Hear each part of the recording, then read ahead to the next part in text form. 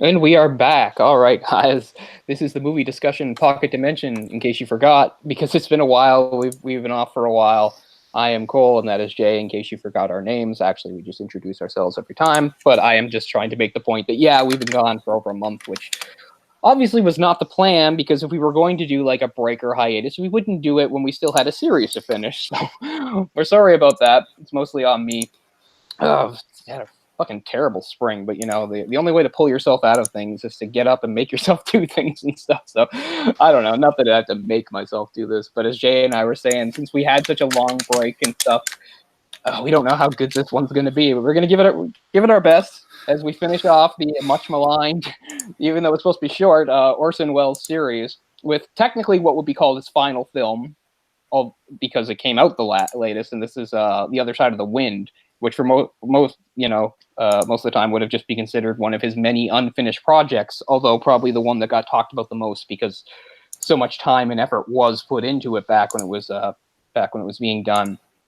And we can talk a little about that, but there's so much that we're only going to touch briefly on some of that. I was on the Wikipedia page just talking about looking up the stuff about what exactly kept production from being completed. Mostly it was money stuff, but there's a few different rabbit holes to go down there, including like a weird alleged what's the word? What's that thing that people do with money when they skim it? Laundering? No, laundering is when you put it somewhere. Embezzling. There's like an alleged embezzling thing with I'm gonna mangle this horribly, but it was something like, they had various independent producers who they got money from, and there was this group in Iran that was being represented by somebody in France, and I don't know, they met them in Spain or something. Anyway, there was some like weird Spanish go-between that was supposed to be like funneling the money through, but he was just taking it in cash and keeping a bunch of it for himself or something. I don't know. That's like a very muddled, terrible version of it and stuff. And like the truth still hasn't, I don't know if the truth has exactly completely come out about it yet, even yet now, all these years later. But something fishy definitely did happen. And that's just one part of, the problems that this movie's in sort of an ongoing saga. So anyway, Orson Welles, as we talked about, it's been a while, but we don't want to repeat ourselves too much, has a very eclectic sort of filmography, but he still had things that kind of marked his style. This movie really stands out from his films, as you might expect it to, because one, it's unfinished, and they, cobbled it together without his final approval, and two, because it's somewhat autobiographical in that it's the idea of old Hollywood meeting new Hollywood, sort of being at odds with each other and trying to fit in with what's hip and cool. You've got John Huston standing in for Orson Welles, sort of representing an older generation director, which John Huston actually was, and the idea of like trying to be relevant by doing sort of a hipper new Hollywood type film. This being the early to mid 70s, as this was done throughout several years in the 70s, and so coming forth with a very different style from what had been seen before, particularly stuff by Welles. What's funny is, like, even though Welles was putting up the idea that he was old Hollywood, he was always an innovator and somewhat of a maverick when it came to old Hollywood. So it's not like you would think that when you're thinking of the old Hollywood style from the 40s, 50s, whatever, Orson Welles' name wouldn't really come up, actually, because he was kind of an outlier. He was kind of outside of that. But still, it works for what he's trying to do. So this movie is very somewhat experimental and edgy and stuff, and has all sorts of elements that are really not found in his previous films, particularly sexuality, although the sexuality is not really in the film, it's in the film within a film, because that's the other thing that's going on here. The idea is you have this director who's trying to make a film, which is called The Other Side of the Wind. Oh, so meta. And it's about him, it's his 70th birthday, and he's having a party, and he was doing screenings of the movie, even though it's not finished yet, and all, the media circus and all the stuff around it. And the movie itself is, it's obviously Orson Welles' sort of take on that kind of scene. It's very avant-garde and experimental. It follows, two characters. I have to stop saying, this is what happens when you're out of practice. You just start babbling. But anyway, bear with me. You've got two characters that it follows, but the whole thing has no dialogue whatsoever. It's all just action on the screen, and of course it's very weird, as you might expect, and it's a bit over top in that again, because it's the film within the film, and the film that it's going around is about about the director and sort of the media circus that has been created. Now, because it's an unfinished film and it took so long to put together, and because of the way it was shot anyway, because it was purposely shot to be very scrambled and frantic. It was what was very hip, of course, at the time. We talked about when we did our new Hollywood series, was the sort of documentary type style. So that's what's going on here a lot. You'll have multiple camera angles, shifting, jumping points of view. Yeah. Sometimes in black and white and sometimes not. Because sometimes they're trying to say, oh, here's what the cameras are capturing, and here's sometimes just what we're supposed to be seeing, and rapid fire between different people. Everybody has to talk. A lot of the movie is a lot of conversations between multiple people being witnessed by even more people, which I have to say is kind of a unique thing for the everyday person. Like you and me and most people, we know what it's like to engage people in conversation. Sometimes even several people, you know what it's like to be in a group of people talking. But this is the added layer of sort of being in a group of people talking with another group just sort of observing and watching. The only thing I can even come close to comparing to my own life would have been like when I was in, high school and university, when I was in classes where we'd have sort of a group discussion and people would chime in with their ideas about stuff. But even that doesn't really have enough layers to this, because you'll have people chiming in with their things, but then you'll just also have sort of the media presence there, just sort of watching and observing. Although every once in a while, even one of the media people might step forward and have something to say.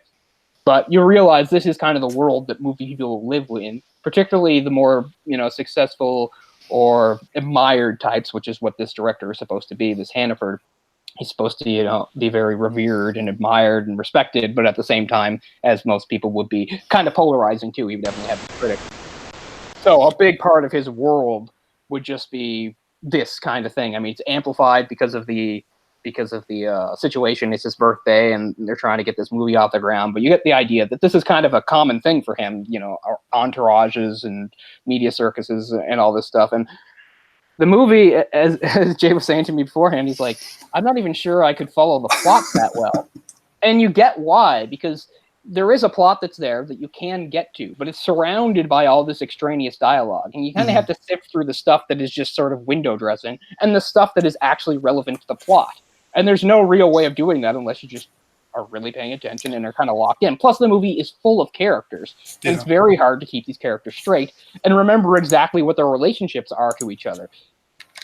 Like, honestly, the movie's about 2 hours. Probably, maybe it should have been even longer, although I hate to say that because parts of it do kind of drag, but there's not enough sort of exposition going on to explain people's relationships or why this person would say this to this person. Like, only very few characters is it sort of obvious what their motivation is. There's the female reporter or whatever she is, but yeah, I guess she's a reporter. She's very edgy and in your face. You get that. It's her job, and she's also kind of got this feminist vibe, and she kind of resents this guy who's representing the old kind of sexist guard. He's kind of a macho guy. So yeah, this is another thing where it differs from reality. Whereas Welles was many things, but he was not seen as sort of a macho filmmaker. He was not really part of that world. But this would be somebody like John Ford or something. There were some of those manly guys from the old guard, and obviously Hemingway is even mentioned in the movie, but very much sort of a Hemingway type. He's an artist, but he's still very manly and all those things that go along with it. So you can sort of understand her, but there's so many other characters that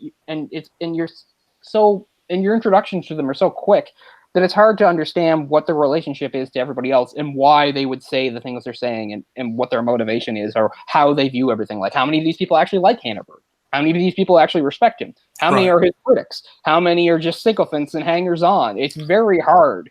And the movie really plays with that because there's people talking and coming at you at all angles, and it can be very overwhelming and confusing. I watched it twice, and even the second time, I was still having trouble with some scenes, understanding exactly who was talking and what they were talking about or why they were talking about what they were talking about. Like, how come this guy feels empowered to have this sort of snide remark and this person doesn't? It's difficult. It's difficult to sift through. So he worked on this for over a period of about 10 years, right? Is that about right? Yeah, if you stretch the editing into it. Like, it was filmed for something like 4 or 5 years on and off, but then well into the 80s, he was still doing editing and stuff. It's kind of odd for me to watch. Like you were saying, a lot of the disjointed feel of the film is intentional. it's supposed to be representing, I guess, the style of the new Hollywood films, like it goes into that like psychedelic dance party type thing where I mean that's a lot of bizarre stuff going on. I guess we can get into, but a lot of the film feels similar to some of Jodorowsky's films. Right, Like, and that's really what you get the vibe of. That's exactly what I was thinking towards the very end when you have the female character walking in the desert. That felt kind of like the Jodorowsky film, the Magic Mountain or whatever, or the Holy Mountain. The Holy Mountain, yeah. It really evoked that. So I'm sure that's somewhat intentional. I'm a big fan of, a lot of Jodorowsky's films, and I understand the Holy Mountain is, I mean, it's a lot of stuff going on. It's hard to interpret what all's going on. So, if you think about this film in terms of it trying to sort of mimic that style, but what I was going to say is it's shot over the 70s. Mm-hmm. So like, we don't really know like what was shot when. So, El Topo was what, 1970. Then I think the Holy Mountain was like 72, 73, something like that. Yes. So like, I don't know if those films were even out when those scenes were shot. So it's very hard to pin down some of this stuff. And plus just the way the weird way it was made the way it looks, where there wasn't usually much of a script to go off on. And you had Orson Welles telling all the people, just riff, here's what's going on, sort of. He even says something like, he's like, here's the lines, but if you don't say them, just, the idea is what's important. So he's doing some which he's done before, but now with his other films, but this is a much even looser, freer thing for him to be with his avant-garde stylings and stuff. So he's got all these people around him, and he just keeps randomly coming up with things. One day they're doing something, and the next day he's just like, forget about that. We're doing this. And everybody just has to go along with it because he's the genius. And they do echo that a little bit in the movie, but probably not as much as they should have. I don't know. I think the movie would have been better if it I know this would make it even kind of more layered, and it's already a layered movie, and confusing. But I think instead of the movie being about sort of the reaction to the crowd, or, the reaction that people have to the movie as it is so far. The whole point is they have this much of a movie done. They're trying to get it finished. They're trying to get the financing. They know what's got it. I think it would have been more interesting if they just did a sort of like showing how they made the movie. Mm-hmm. I mean, that's not a new idea now, but back then it would have been a more new idea. I mean, we did already see something like this in one of our, when we did the Masters thing, when we did Day for Night. Day for Night is basically that kind of movie. It's a movie about making a movie. I think this movie would have been better if it was that kind of film, if it was about making it. Instead, we don't see the making of it, except for in the rough stuff, we do later see that, we hear some of the direction, because the point is the actors don't have any dialogue or anything. So all they have to do is just react to what Hannaford is saying. So later we do see scenes where they're acting in the movie and you hear Hannaford off camera instructing them. But I kind of wished we'd seen behind the camera on it, but that's not this movie's focus. I don't know if it was ever supposed to be or not. And again, because of the fact that it was never finished in Welles' lifetime, and then, I mean, Welles has been dead for 30 years, and the movie still didn't come out. So, yeah, getting this movie done is quite the ongoing saga. Things picked up for it as early as 1998, really. And I'm not going to get into the details because, again, we'll just be here forever if I do. But if you are really interested, you can check out. There's a lot of it about the Wikipedia entry. And I meant to say this earlier. So the whole reason I decided to kick off this Orson Welles thing was because when this movie arrived on Netflix, this came, and as sort of a companion piece, the documentary "They'll Love Me When I'm Dead." So I would very much urge anybody who's interested in this movie to watch "They'll Love Me When I'm Dead" too. And trust me, even if you don't find this movie that satisfying, as Jay and I kind of don't, but the documentary is definitely worth watching, and it's cool stuff. So I would recommend anybody. It's on Netflix right now. They came out towards the end of around like December. It was my intention to watch both before we did this show, but I'll be honest, man, this was a rough watch for me. So I didn't get around to watching the documentary. Oh, you'll like it a lot more. Yeah, I'm sure. Is Bogdanovich pretty much the main guy in it? Yeah, he's very prevalent. And here's another thing that I meant to note that's kind of funny. So what I was going to say, of course, it's impossible to know what Welles's final vision was going to be and how close this was. But there was something right in the opening that is definitely not outside of Welles and just sort of them adapting to the fact that all this time has passed. Because the movie, which was supposed to always open with an opening narration actually done by Welles himself, although I don't know who he was supposed to be in it, he never got around to doing it. So the movie opens with a narration by Bogdanovich's character, but it acknowledges that a ton of time has passed because because Bogdanovich himself is quite old now, and so is speaking as an older man. But he also mentions stuff from today. He says like this was well before the era of camera phones, et cetera, which is stuff that would not have been mentioned in the movie because they didn't exist then. So that gives sort of a different layer to the movie. The idea that all this time has passed and only now is it being shown, which was never really going to be the intent for that. It was supposed to be a movie set in the 70s that was going to come out in the 70s. So they do add a different layer here because they tell you right off the bat, like just like in real life, all this time has passed and most of the people have died or moved on. And yeah, because of this movie being, from the early to mid 70s, a lot of the major people in this movie have passed away.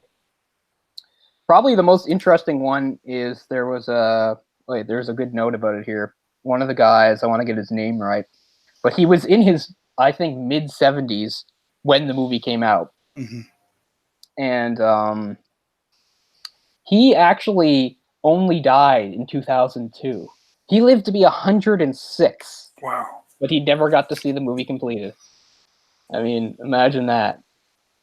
Like he talked, or something. I got a piece of like some interview he did in 1992, already quite old in '92, talking about how he thought it was too bad that he would never see the film. And I'm thinking, man, that's only like 16 years after that. But I can't remember his. So let me ask you this: the lady that's predominantly naked, like for the majority of the film, right? Is that Oja? Yes. Kadar? Yes. And okay. She's also a co-writer on the film. Is that right? Or right. So at by sometime in like the mid to late 60s, she met Welles over in Europe. She was some sort of artist, actress, and stuff. And as often is the case with some of these older eccentric geniuses, she sort of became his muse. So she went everywhere he went, and she had huge influence and impact on everything he did. So yeah, so that's her. She's still alive today. But yeah, she's Croatian. She was like a Croatian actress, and so I don't know how he met her and stuff, but he was absolutely floored by her. He loved her. I get it. She's very beautiful. Yeah. And that's the thing. Like we were talking about how most of his movies lack sexuality. Well, she brings it all. She's this character that just drips sexuality, even if she's not naked. And then she spends a lot of the movie naked. She doesn't speak. What's funny is like obviously within the movie, there's no speaking parts, but she actually appears outside the movie as herself. Well, you know what I mean, the actress, and she doesn't speak there either, which is kind of interesting. So. I don't know. That's pretty meta, I guess. But the other interesting thing is that Peter Bogdanovich was always supposed to be in the movie. But even though you would think, well, of course, because it mirrors real life, because the whole thing is Peter Bogdanovich is playing the younger, successful director who's somewhat of a protege of the older guy.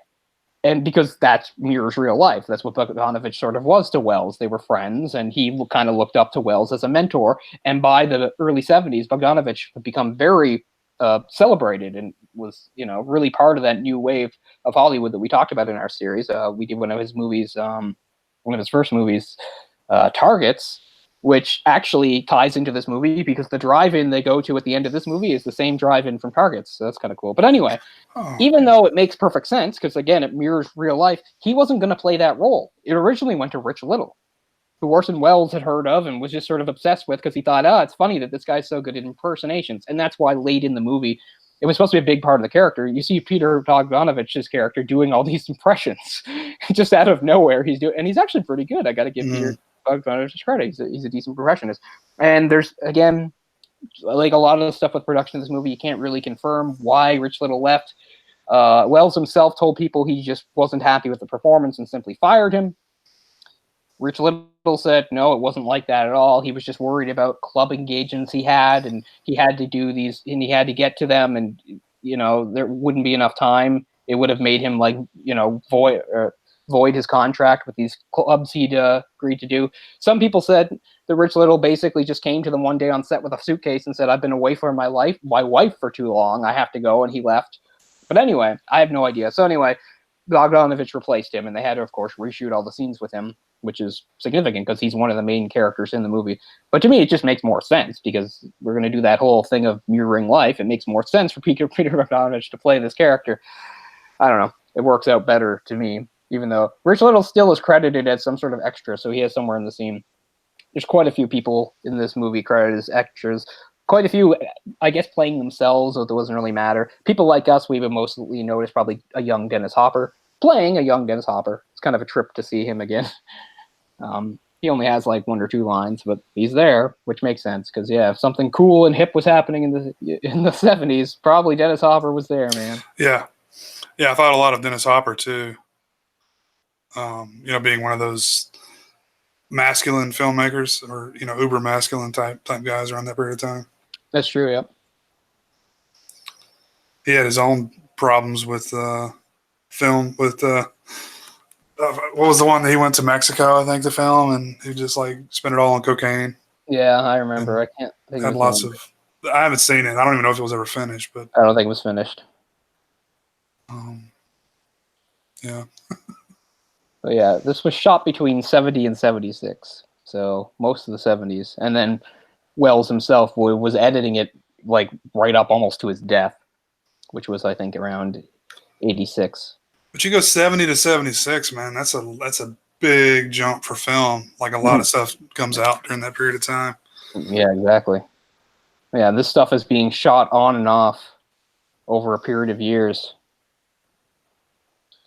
So anyway, the movie is obviously a satire of the new Hollywood movement and showing the idea of a director making sort of an overly artsy film full of artsy stuff and sex and stuff to try to be relevant. And I suppose it succeeds in that way. But yeah, all the stuff around the movie can be kind of confusing and daunting. Again, I think that was their point. They were trying to give us a real idea of what it's like to be in that kind of environment. But it's so overwhelming at times that you kind of lose what's going on. And like we said before, sometimes when something that's actually relevant to the plot happens, it's easy to miss because it's surrounded in this sea of other stuff that's extraneous and not really that needed. Like there's some stuff I had to just read to find out. Okay, so one of the principal characters, the one who he's like an older guy, he might even be the guy I was talking about, who is somewhat sympathetic and usually seems to be sticking up for Hannaford and defending him and trying to say good things about him. I don't know where it was said in the film, but the idea is he's supposed to be was like he's an actor, but he hasn't acted in a long time, and he was basically a child star growing up, but never really was much. So I don't know where the hell they said that in the movie. He's in there. So there's a few times when they're talking about some of the things. I guess the most important relationship, of course, is between Hannaford and Brooks Otterlake, which is Bogdanovich's character, which again somewhat mirrors real life. The idea that this guy's sort of the new darling. He's made some movies in the last few years that have been really successful, and he's sort of seen as part of the new guard of filmmaking. And Hannaford is very much his mentor. And the crux of the movie is kind of the breakdown and the end of their friendship. Although it happens kind of abruptly in a way. Like, you don't really understand why he's so reluctant to help him get financing. Although they do say something like he comes from a rich family. They say something like his dad owns half the trees in Canada, or they say something like that. So the idea is all these avenues for funding has fell through. So he's kind of using Bogdanovich as a last resort. It's like either you put up some family money to fund this, or it's finished. And he basically turns him down, and they just sort of acknowledge that their friendship is over. But it's so easy to even miss that. Yeah, a lot of that stuff I had no idea. Yeah, so that's really one of the major things that's going on in the movie is how they're surrounded by all these people saying this stuff, and they're not having any sort of real conversations most of the time. And then it's only towards the end that they can sort of have a real conversation, and it's more or less him having to tell his mentor that he's not going to bail him out on this, and that he's just going to have to figure something else out. And they just sort of silently seem to agree that this is going to be a parting of ways for them. Because the other thing they try to leave open-ended is if he's committed suicide or not. Because it opens saying this is the last day of this man's life, and he dies in a car accident driving his car over a cliff. And the movie ends with him just simply driving away. And I guess the idea is probably everything that's happened. He's just thinking it's better to just, my movie's not going to get done. I'm just going to go out. I don't know. A few things get sort of muddled there.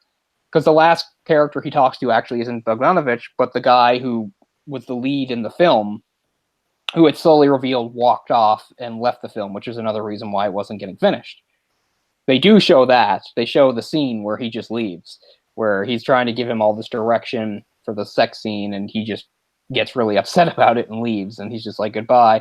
And another thing that's slowly revealed as the movie goes by is that this guy, this actor, the story was they met in, Mexico or something like that, and he was trying to kill himself by drowning himself in the ocean, and he met him, and I don't know if he saved him, but he made him change his mind. Then you find out that that was all staged, and that he only went there because he specifically wanted to meet Hannaford, even though, again, I had trouble with it, because at first they were trying to make it sound like he never even wanted to be an actor, but Hannaford picked him out and thought he should be an actor, but then they make it sound like he obviously really wanted to be an actor because he sought Hannaford out. So, I don't know. There's definitely some loose ends going on here that are not filled in too well. Mm-hmm. I think, again, I watched the movie twice, and maybe there's still probably stuff I missed. I don't know. But again, this is a large, more or less an unfinished film that never came together in the director's lifetime, and writer and producer and all that. So you can only just speculate about exactly what he envisioned the final sort of story to be. But at least the general bones of it are more or less there, I figure. Although, again, kind of scrambling. So Welles was also the camera operator for the entire picture. Yeah. I think it's because he was really enamored with sort of the new sort of style, and he wanted to be hands-on about it. I think that's probably makes sense. And it's such a talented dude, man. Obviously he couldn't have acted in the film, but that would have been the... Yeah, the idea that he could just adapt so well to sort of the new school of filmmaking, on his first try, is pretty crazy. Because I figure that's really what Welles is doing. It's a satire, but it's also Welles saying, okay, this is what's hip now, well, guess what, I can do that too. I figure more or less kind of the statement he was trying to make. And the one really good takeaway I have from this movie is, John Huston is really great. He really lives and breathes this role. He has some lines that are really stupid, but he says them with such style and panache and earnestness that you totally buy it anyway. And actually, I really like the ending, his little ending narrative too. Where he goes, who knows? The last lines, where he goes, who knows? Maybe you can stare too hard at something, huh? Drain out the virtue, suck out the living juice. You shoot the great places and the pretty people, all those girls and boys, shoot them dead. I really like that. Yeah. Actually. I think that's some pretty good writing. And I don't know how much of that Welles wrote or how much was improvised by Huston. It's all up in the air. But I actually think that's actually a pretty good, powerful line to end on. It is. But yeah, and I realize that some of his lines that are stupid are intentionally stupid because, again, they're trying to show how pretentious some of this stuff can be.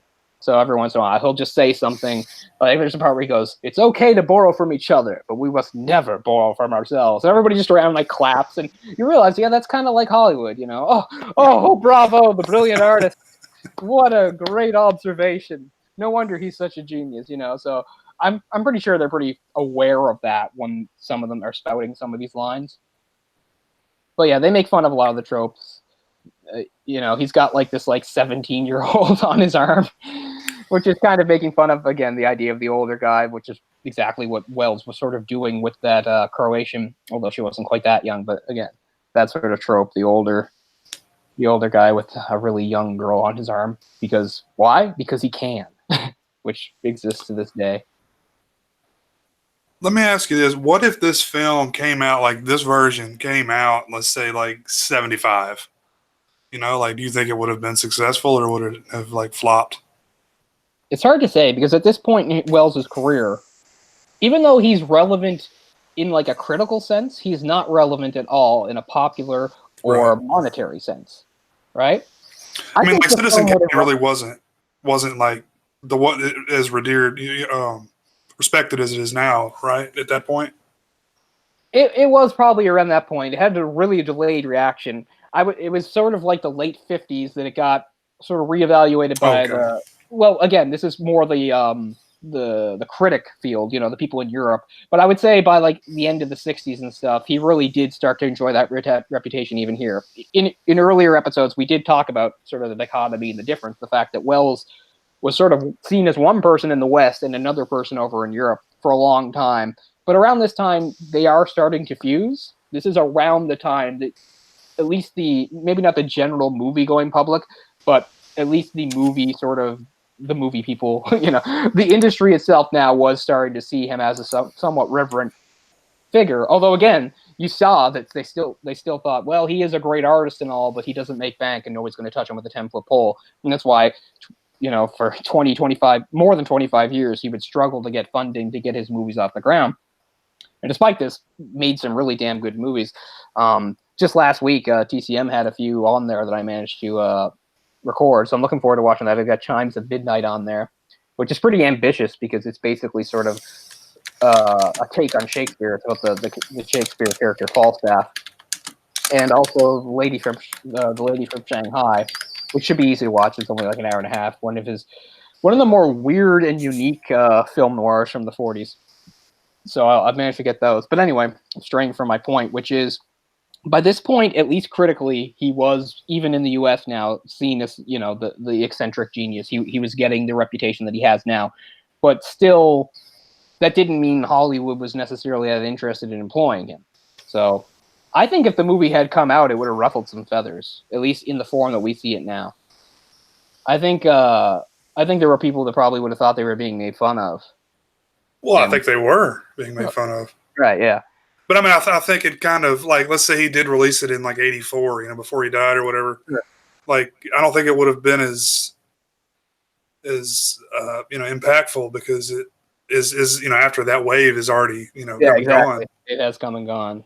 Really, for the movie to have succeeded, it would have had to come out around like 76, 77 at the latest, you think? Because the movie, this is another thing that we can appreciate about it now, is that it's kind of is a snapshot of that era. It's kind of a time capsule in its way.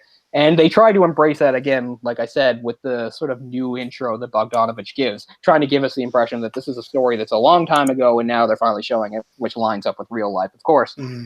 But yeah, if it had come out in the '80s, I don't know. I don't know if it would have made a blip, because like you said, that era we're on to a new era. We're in the blockbuster age now. Yeah. I mean, '70s and '80s films are completely different. Like, exactly. The entire structure. You have to make an entirely new one because he has a whole new style to lampoon. It has to make fun of Spielberg. It's too bad that Orson Welles couldn't live there. Yeah, exactly. And see him making fun of Spielberg movies. It really would have been something to see, I'm sure. But it shows that he was very tuned in, because he had a great sense of what this stuff was like and what it was all about. And yeah, he is making fun of it. But yeah, I think if it came out right at the time, I think it would have ruffled some feathers. See, if it came out later or comes out now, I think a lot of people can just say, "Oh, it's kind of an honor to sort of be spoofed or whatever by the great Orson Welles." But at the time, I think a lot of people would have been sort of pissed off. They'd be like, "Oh, this guy hasn't had a hit in 30 years. What the hell is he saying?" But our generation. The people that would have been offended are either dead or on their deathbed, you know? Pretty much. Yeah. Because, I mean, the movie proves there was a certain group from that set that was like sort of on his side and liked him, but they were still kind of the minority. He was still seen as sort of this curiosity that had been banished overseas for all these years. Oh yeah, he made Citizen Kane a masterpiece, but what the hell's he been doing since? And I don't know. I mean, the movie, again, its layers are interesting, especially like you said, being the idea of it coming out when it was supposed to come out versus it coming out now. There's a lot of interesting scenarios there, which is pretty cool to consider. And I think Orson Welles was very aware of those sorts of things. He was, as I said, he was very tuned into the era. It's funny, this was sort of his first attempt at making a film in this sort of style. Not only does he kind of nail it, but he also nails it simply by kind of lampooning it and doing what's the way? Well, my brain has left. Anyway, yeah. Parody. I didn't want to mean parody. I meant spoof. The lighter one. Anyway, it doesn't matter. We'll just say satirical. That's the best. That's probably the best word for it anyway. Making it satirical. Yeah, man, the guy's so talented. Like, even though I don't really care for this film, I like what it's trying to do. Mm-hmm. And I mean, the style making me think of El Topo or something like that is like he's nailing what he's going for. Yeah, very much so. Like the disjointed feel. It's funny because there's a certain irony to it too, because I think up to this point he probably had also part of his reputation, a reputation for being, somewhat artsy and somewhat I don't know, maybe, yeah, we'll just say overly artsy. Again, he was sort of seen as the on-beat, every able to film, the mad genius, all this stuff. So he had that reputation, but at the same time, he was sort of showing that it's not like he's the only one. That plenty of people have their own hang-ups that are very similar to his. If you're talking about being again, my vocabulary is completely deserting me today, even though they're simple words. Oh man.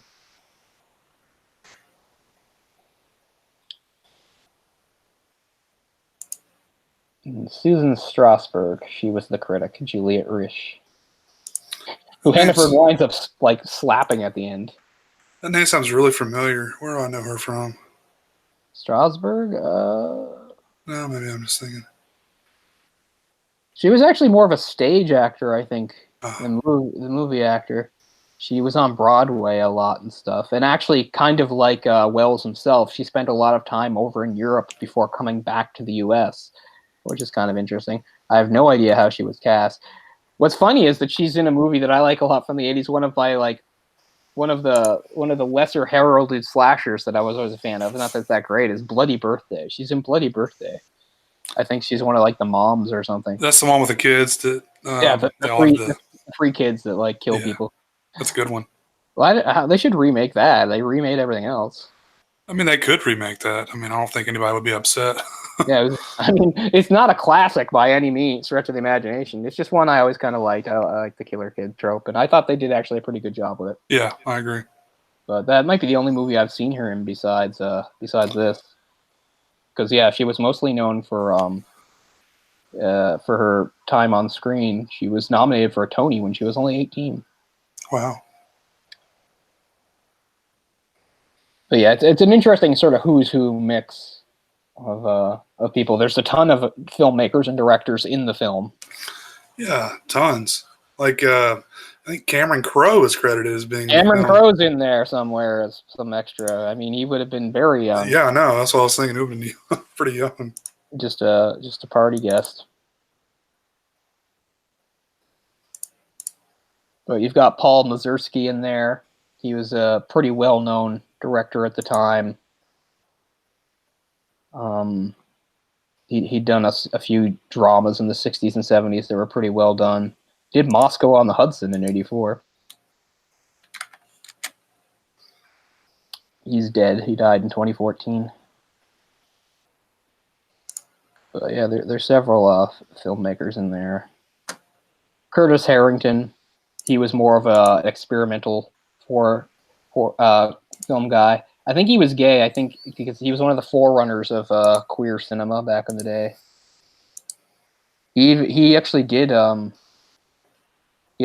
movie with Dennis Hopper in the 60s called Night Tide. I don't think I've seen that one. Yeah, 61, so pretty damn young Dennis Hopper then. But he did a lot of short stuff and television stuff. He directed episodes of The Twilight Zone, Wonder Woman.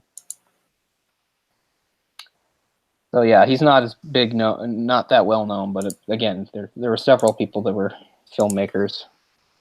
More than several, quite a few.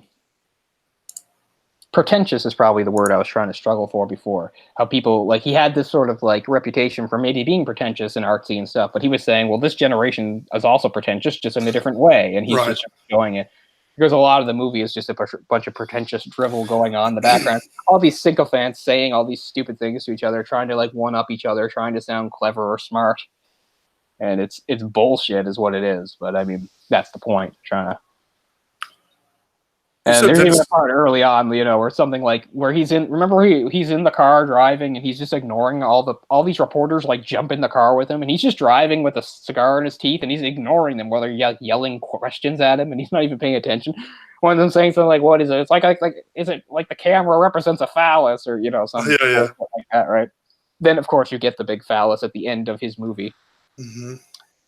And when we say phallus, we mean like dick, really. We don't even just mean like phallus like Stonehenge is like a phallus. We mean it's just a fucking dick in the desert. Yeah, it's really no there's nothing left for the imagination. There's no there. You don't have subtext to, there. And again, I think that's totally on purpose, right? Like, let's take any subtext out and just nail it, because that's what I'm saying about these sorts of movies. Like, so I was fine with that.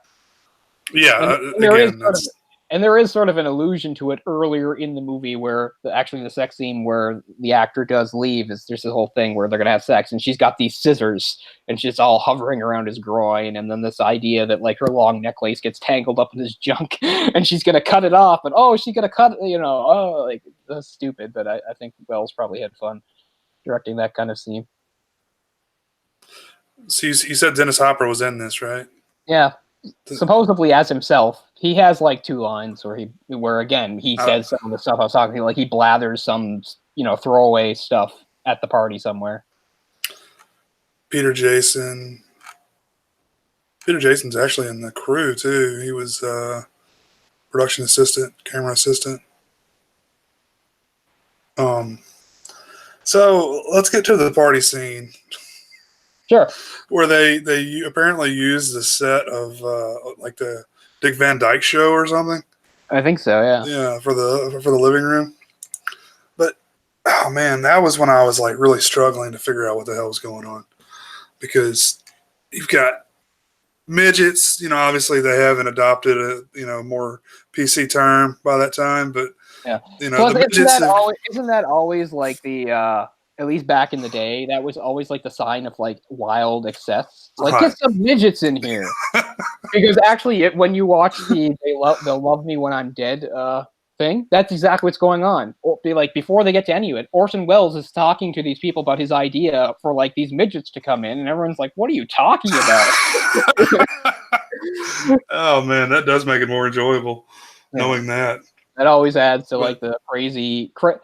If there ever a scene is crazy and you want to like say things are really crazy, it's like bring some midgets in. Now things are nuts, Well, first the midgets got into the alcohol, right? Then they get into the fireworks, and it's like, man, what the fuck is going on here?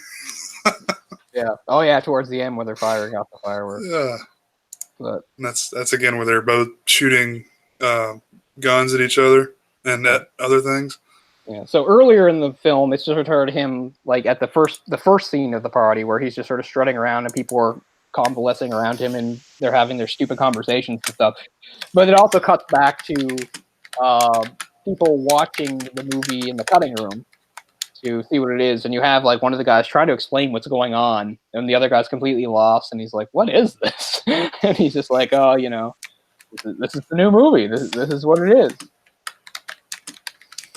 So again, it's on purpose, but because I'm sure they're trying to add to the confusion, but it is confusing, the quick cutting, because sometimes it's just like somebody's talking, and it's like, okay, they're talking to Hannaford. Then you realize, oh no, we're in a different place. It's a different room. He's not talking to Hannaford. It's a conversation somewhere else in the house. That happens a bunch of times because the cuts just happen somewhat haphazardly. So yeah, it's not like how most movies, you set a scene and it's in this room. And then when the scene ends, maybe you're going to move to the other room and stuff. This just sort of jumps back and forth a lot. So it gets very confusing about who's talking to whom and about what. I'm sure that's on purpose, and it's effective, but it also, as we said, kind of buries the key plot points of this movie. Yeah. To the point where you're not sure where the narrative is going at all. It's just like Hannaford will say like 16 throwaway lines, and then he'll say something that actually has something to do with what's going on. Like he'll say something about the actor that was in the movie and stuff like that, and it's easy to miss. Yeah.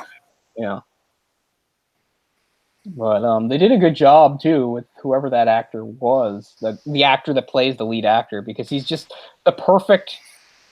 Visually, he's like the perfect leading man of that era. Yeah. He just nails it so completely, that look. Can't pinpoint who he reminds me of, like a young David Hasselhoff or something. He reminds me a bit of one of the big stars of the era who we talked about on the show, Ryan O'Neal or whatever his name is. Oh yeah, yeah.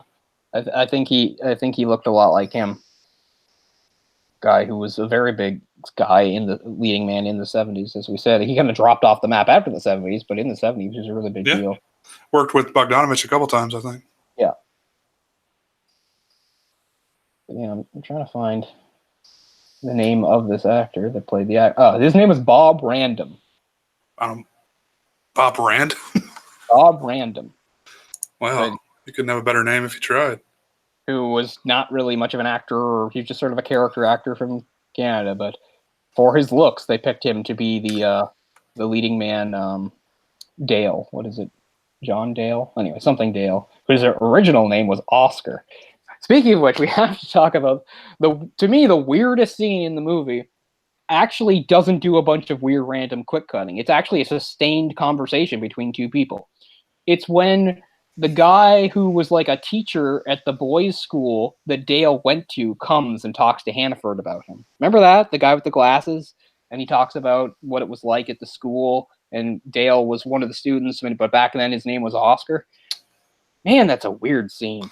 And like you keep expecting it to just like cut off abruptly, like most things do. But it keeps going, and they have this really weird, uncomfortable thing where they eventually he talks about how there was a student there. I mean, there was a teacher in the faculty that was obviously doing something inappropriate with some of the boys, and we don't know whether or not he did it with Dale or not. And it's so weird how they get to talking about it, because it's just like it shows that Hannaford is practically psychic, the way he can sort of figure out what the guy's talking about. Like, he only says a few things, but he knows exactly what he means. And he's like, so this man was a faggot, you're saying? And he's like, well, and he's like, well, what happened? He's like, well, we let him go. And so, like, it's such a weird, pointless scene, because you think at first it's going to give you some insight what this actor Dale was like as a young man, but they really don't talk about it. They just say that, yeah, he was somewhat popular or something like that. And of course, his name was Oscar back then.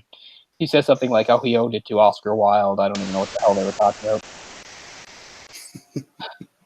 But I just thought, even though it was more conventionally shot and that it was a sustained scene with two characters sharing dialogue without too many quick cuts and stuff, I found it really bizarre. Because it doesn't really have much bearing on anything that's going on. And you also wonder why he's even there. So you were a teacher at the school that this actor went to. You know he's going to be in this movie by this director. And you somehow wind up at the big like Hollywood birthday party of this guy. Like, it's so weird. I have no idea where they were going with that. And it just doesn't really go anywhere.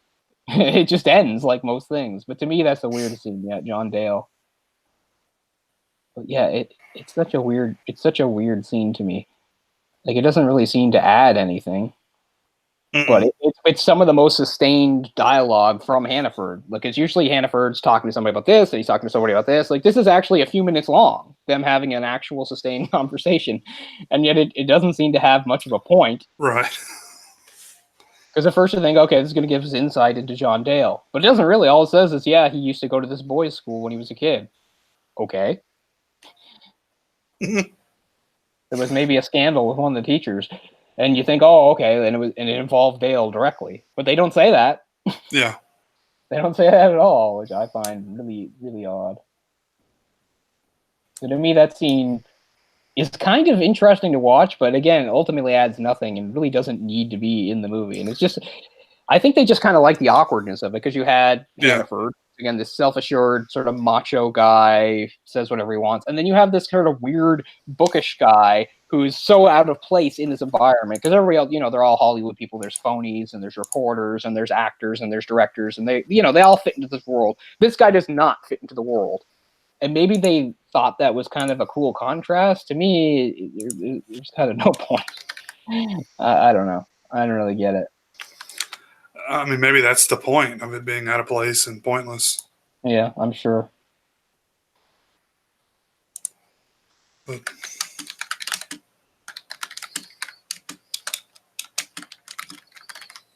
plus, like, just some of the weird stuff that moves the plot along is so random. Like, they just have power outages. So that's like, oh, we have to go somewhere else now because the power's out and we need to finish the movie. Like, that seems so haphazard. Wells is like, I need a reason for them to go here. The power goes out. Okay. I don't know. That just seems like such a throwaway idea. I mean, it's fine. I guess it fits sort of the tone of the movie, and it does move things forward. But I don't know.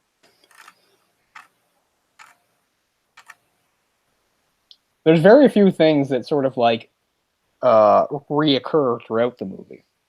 One of the only things really is that reporter sort of trying to get his goat, and eventually she does, because she keeps hinting at stuff like that maybe he's like a closet homosexual and stuff, and that he's not really the manly man he says he is and stuff. And eventually he does have enough of it and smacks her.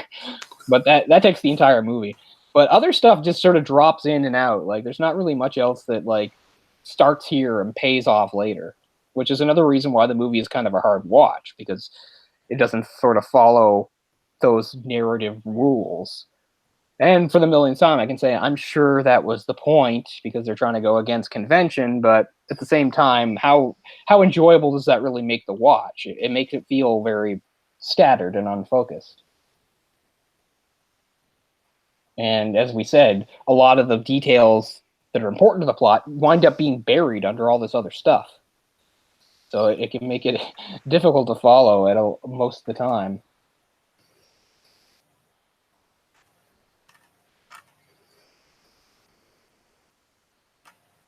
Because, I mean, I get what it's about in the grand scheme of things. You know, he's got his own deep down, he is a man. He has his own neuroses. He has it, or however you say that, and his own insecurities. And he does eventually sort of reveal them when he's talking to Bogdanovich near the end. And it shows the human side of him underneath the layers of this character that everyone's used to. John Hannaford, the well-celebrated great director, the manly guy who said Hemingway's right hook was overrated or something like that. That's another big part of the movie, of course. And again, Wells making fun of that stuff. There's a lot of like famous name dropping, which is something that is still relevant today. That's a big part of it, right? People want to sound cool or something. Oh, drop some cool names. Oh, when I was here with this person and talked to them about oh wow, and people eat it up. That's why people like, guests going on talk shows and stuff like that. They want to hear that shit.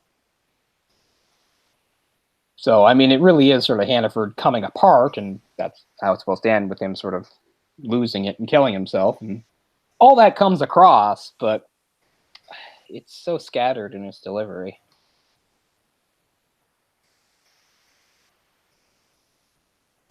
Yeah, I'm just trying to piece together the. So I mean, apparently, like it was even like one of his daughter stopped the production to go any further because of the legality. Yeah, I think that's right. Huh. It stopped production. It had like 2 or 3 really long breaks. That's so weird. Because principal photography was completed in '76. Yeah. And I guess for one reason or another, it was just the editing didn't get done in completion. Yeah. This was mostly shot in Arizona, although there were a few other places too. There was a place in Beverly Hills. I think there was a place in Iran, which is really weird, although I don't know what the hell it could have been. I mean, but the first time things started to stop was really early. It was in 1971, when the government decided that Wells's European company was a holding company and not a legitimate production company. So they started to, I don't know, give him some sort of. So they tried to hit him with some sort of big tax to get pay for that. And this is, of course, as we talked about, Wells lived his life in a very itinerant fashion and worked on many projects at once, many not even getting finished. So even though this movie was a big thing to him, he was doing other stuff at the same time. So he just thought, okay, we'll pause it and move on from there. And this was early enough where he wasn't even sure if he was going to be in the movie playing the role. This was before he even decided to get Houston into it. So anyway, it didn't. I don't think it resumed until '73, when they did some shots. They did some stuff in Spain while he was over in Spain. It wasn't until '74 that everything, like the main production, resumed. Yeah, so there's this big thing about alleged embezzlement that, of course, I can't get into because it's super long. But it's something to do with I'll just say the beginning. The first of the backers Orson managed to find in Paris was a Spanish acquaintance who was from somebody he knew from like the international film circuit, who said that he would pay $350,000. There, an equivalent sum was pledged by a French-based Iranian group headed by this guy who was brother-in-law, somebody who's a French woman, made the deal on. So it gets very layered and complex. Orson left France with the understanding that the Spanish partner would act as an intermediary with the Iranians in Paris. And anyway, I'm not going to get... Eventually, there was something like he was the intermediary, but he was skimming money the whole time. And also but people didn't know that until way later. And the whole time, the Iranians thought that it was completely on the up and up. They had no idea the money was getting that way. And I don't know. And there was this whole thing about him being basically, he was in Spain, but he wasn't supposed to stay in Spain. But he basically got stranded because there was a bunch of like heavy rains and flooding or something. So he was there with Oja, and they were basically stranded in Spain working on the script, but they couldn't do anything else. Yeah, the whole thing. We sat month after month while we went to Paris, received the money, came back and told us he wouldn't give them money. He was very convincing to us and very convincing with them in Paris. He kept flying back and forth, extracting money from them. We didn't know them, you see. We knew him. Small sums of money he'd been giving Orson as if from his own pocket actually came from Iranian funds. So, yeah, this whole thing, of course, eventually did get sort of discovered, but then there's a big legal inquiry into it. I don't know. So... it was a huge, huge problem. It was easily of the many problems the film faced, it was the biggest one. Mm-hmm. There was missing money and all this legal ramifications and stuff. And to this day, people are analyzing what really happened. William Gomez. I can't remember this part. They do talk a little about this in the Love Me When I'm Dead, but I can't really remember. Yeah, there was even a part where grand larceny might have been involved, which would be a very, very serious offense. That's a federal offense. And all the while, he was trying to raise funds from other places, too. The recasting of Bogdanovich meant they had to reshoot stuff, as I said. So anyway, I'm trying to skim this and try to give like a Cliff Notes fast version, but I just can't. It's too dense. It's just too dense. But just trust us when we say, yeah, there's a lot of good reasons why the film didn't wind up getting finished. There was a lot of issues. Most of it had to do with money, as basically was sort of the bane of his existence for most of his career, and that he had a lot of trouble getting funding for his projects, despite having a pretty good reputation. Although that eventually became part of his reputation too, that he couldn't get stuff finished. But as we said, he had plans beyond this movie. It was, even though this comes out as like his last movie, he was still doing other stuff all the way up to his death. So you can understand why it didn't get finished. Wells had a reputation for not getting stuff finished, but as they talk about also in the documentary, there were people that had suspected maybe he didn't even really want to finish stuff, and people say, no, that's bullshit. Of course he wanted to finish. He really wanted to finish, but just stuff got in the way, as it does. What's funny is what finally got the movie going nowadays was there was some sort of Indiegogo campaign that bought the film rights and finally transferred stuff over through Netflix or something. So even well after Wells' death, the saga basically continued in different ways. But as a movie in his oeuvre, or whatever you want to call it, it stands out, and you have to put an asterisk beside it because it wasn't finished in his lifetime. And if you're familiar with his other films, it's very different, which is, again, purposely done. He's basically taking aim at the film industry of the time, which would have been the 70s, when the new Hollywood movement was in full swing, at the younger generation of these filmmakers. There was obviously stuff he did admire. He did very much like Peter Bogdanovich, and he did like his work. So it's not like he was some old fogey shaking his fist at the new generation saying it's all crap. And as I said when we started this, even though Wells had the setup of being part of the older generation, and obviously he's not really a typical example. He's not somebody who would really come to mind when you're naming people from that time. He was an outlier even then. He would have been different. I mean, sure, he made films from that era, but they were almost always films that sort of stood out from the era as different. And in some ways, probably ahead of their time. And you could say this movie, in a way, was sort of ahead of its time, too. Although, I guess it wasn't doing anything that hadn't been done by that point. But I do like the idea that he took sort of the documentary sort of style and ran with it and did a pretty good job of it for his first try. As we said, for somebody that's so talented, he was somebody that seemed to could learn things very quickly and sort of make them his own. So I don't think this will ever be like considered one of his great films or anything, and we can never really consider it completely his because of it not being finished in his lifetime, and who knows what he would think of the finished product today. It's still pretty cool. I don't know, and that's really what hit me and got me to come up with the idea to do at least a small. Of course, we dragged it out. I didn't mean for that to happen, but series on Orson Welles, because he's just a very fascinating figure in the world of time. He was always a name that gets brought up when you're talking about brilliant filmmakers.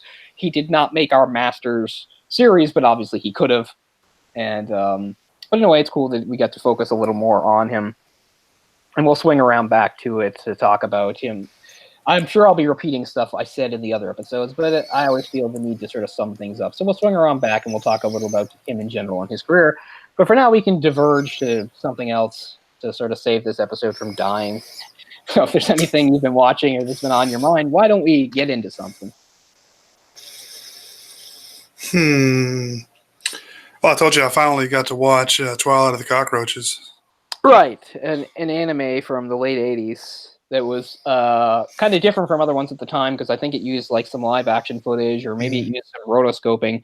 And it's one I always wanted to get around to watching too, because we talked about a long time ago on the show, we talked about somebody who we'll have to talk about again, Western animator Ralph Bakshi, and he was always an innovator with his animation style, even though it was usually because he didn't have the money, but he would do rotoscoping and stuff like that. I've always thought that this movie is kind of like an anime version of a Ralph Bakshi film. That's probably not that accurate, but that's kind of how I always thought, since I've never actually seen it. So yeah, it was. I mean, it wasn't like great or anything, but I thought it was really interesting seeing the combination of the styles. Yeah, and the way they did it, and it's about cockroaches, so that's kind of why I was interested in seeing it. It's kind of an odd subject matter. For sure. For some reason, I was thinking it was Studio Ghibli, but I don't believe it is. No, it's not. I mean, it came out. Think that. It's possible that at least some people there might have been some crossover. Mm-hmm. I'm just going to look up the director here. And this was the dub that I watched, so unfortunately, it was the dub that was released, I think, like mid-90s in the U.S. Yeah, there were a lot of those that came. At least it wasn't terribly cut up. It's funny. We talked about this before, and it's something I've always wanted to see. Is so the very first unofficial Studio Ghibli movie, because it was made before the studio was officially formed, was Nausicaa: The Valley of the Wind, which is a really great movie and really nice. Came out, I think, in 83 or 84 or something like that. But the fact is, like a lot of these movies, before they got a re-release by Disney in the early 2000s, when Disney got the rights and did all these nice re-releases, and that's how I own them with new English dubs and stuff. Sometimes there were older English dubs, although they were usually terrible and sometimes really mess up the film. And that the best example for them is Nausicaa: The Valley of the Wind, which got released heavily edited and cut with a weird voice cast, and it was called like Warriors of the Wind or something. And it's supposed to be I bought it on VHS because you said it was so bad. Yeah, it's supposed to be absolutely fucking terrible. So that's something I've always wanted to see, just to see sort of how bad it is and how much it strays from the actual plot. Apparently they cut out all sorts of stuff. They changed things, so it's really different. And it's called like Warriors of Wind. You got that on VHS. That's pretty cool. That's probably worth some money. I don't think it was very expensive when I bought it. It was probably, 2 years ago when you were talking about it? Yeah. Okay, so it says here the writer-director was Hiroki Yoshida, who I don't know anything about, actually. The most famous person involved with it would have been Yoshitaka Amano, who is a very famous artist who's done tons of stuff, but who most people in the West would know is that he did a lot of the character designs for the first half of the Final Fantasy series. Like all those early games, that's his. Those are his. They did a change. From 7, they changed. So he's the one for like 4, 5, and 6. Anyway, he was involved in this film, which is pretty cool. He would have been fairly, not young, but he would have been fairly young at the time. He would have been probably in his like early 30s. Well, yeah, let's gonna see. The film is about Japan, and the concept of a hated species is not unlike the racial and cultural enmity with which Japan is perceived. Okay, that's interesting. I thought I was going to go a different direction there. I thought I was going to talk about the hidden racism that exists in Japanese society that they never talk about, like their racism against people that were ethnically Korean. That's like a big deal in Japan. Aren't they racist against Chinese as well? Oh, of course, but this is, like I said, this is more of like a hidden racism, because that's obviously the big obvious one, because their history has always been really bad with that. Korea too. I mean, honestly, if you come from like any sort of like China or any sort of like Southeast Asia country, Japan at one point invaded you. And the same thing was true for like Korea and stuff. Anyway. Oh, that's interesting. Often paired with Vampire Hunter D and Raw. This actually used to air in the U.S. During the early to mid-90s, the film was shown frequently on Turner broadcasting stations such as TBS, TNT, and Cartoon Network, often paired with Vampire Hunter D and Robot Carnival. Yeah. I missed out on all that. I didn't get any of that. It looks like something I've seen before. I recognize the animation style, but I don't remember, specifically watching it. But I used to watch stuff like that all the time. Odd times. It would How did the live action stuff in that work? I don't know. I don't know how they accomplished it. I don't know if it was some sort of a blue screen overlay. I know some of it was a rear projection, but I guess that's how they probably did it. Rear projection, I guess. It says the cockroaches were animated, but the human characters were through a live action footage. But it didn't look exactly like live action, did it? Or did it? It did. I mean, a very, very bad quality live action. Oh, okay. No, I thought maybe they did some sort of rotoscoping in it, so they didn't. Okay. Yeah, I wasn't sure how they accomplished it, but I mean, it doesn't look great or anything. But it's interesting to see. The early days of doing stuff like that. I'll have to see it. I'm sure it would immediately become the best film about cockroaches I've ever seen, because the only film about cockroaches I've seen is the MTV movie. No. Yeah, that's what, Jerry O'Connell, maybe? Maybe, yeah, I don't know. Which I inexplicably watched on TV one day a million years ago, like in the 90s. I've never seen it since, but I remember it as quite awful, but still not being able to sort of look away. Back when it was a new thing, like that MTV was making its own movie. Right. Yeah, this was like one of the very first. I think they had maybe a short that it actually turned into a theatrical. I think it got released, didn't it? Like in theaters and stuff. Yeah, maybe. I had no idea what it was. It just showed up on TV, and I watched it start to finish for some goddamn reason, because I was a teenager with nothing better to do. Yeah, totally. Yeah, I remember it featured like musical numbers with like the CGI cockroaches like singing and dancing and stuff. And that may be one that would be interesting to go back and revisit and see just how bad it is. Like 96, I believe that came out. Yeah, and I probably saw it a year or two later on TV. Oh no! It went to the box office. Wow. This would have been probably right around the start of Sliders, so they caught Jerry O'Connell early.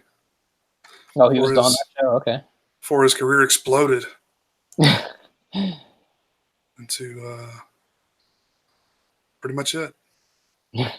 What is the height of his career? Didn't they do a Scream sequel? Yeah, he's the boyfriend in Scream 2. He of course winds up getting killed. He has this super embarrassing part where he like gets up in the cafeteria and sings "I Think I Love You." Yes. I mean, and like it doesn't fit with Sydney's character at all either. If I'm gonna complain about a Scream movie, I mean, I like the movie actually fine, but she's like somewhat embarrassed, but she's mostly touched. Like 90% of women would like murder you if you did that to them. If like you just at like a public place where everybody is just stood up and started staring loud. I'm like, they'd be like, "Fuck, don't do this." Like, I didn't think it really fit her.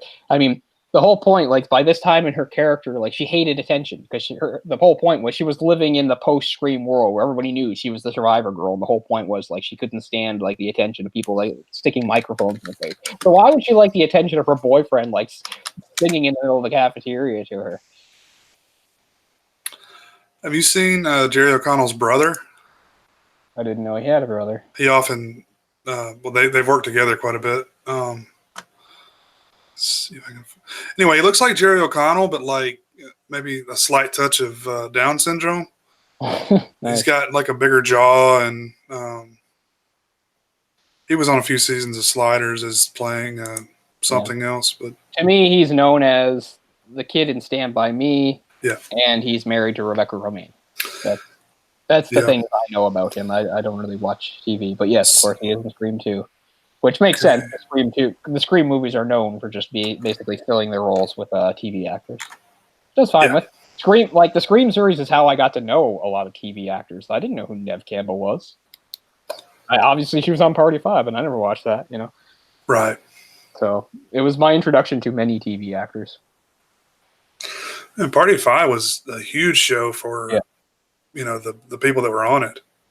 Okay, let's see. His brother is Charlie O'Connell. He is now 44, as it says on his thing. He was in a couple movies in small roles. He was in Dude, Where's My Car? Yep, that's for something. I've never seen Dude, Where's My Car? That seems like a big hole in my life that I somehow. I think you can skip it. I somehow didn't see Dude, Where's My Car? Is that Sean William Scott? Yeah. The funny thing about Dude, Where's My Car is it's a pot movie, right? Or marijuana movie. Movie. But there's like no smoking in the film. Like you just think these guys are stupid. Yeah. So it's like was originally shot that way. Then they edited out all of the actual marijuana.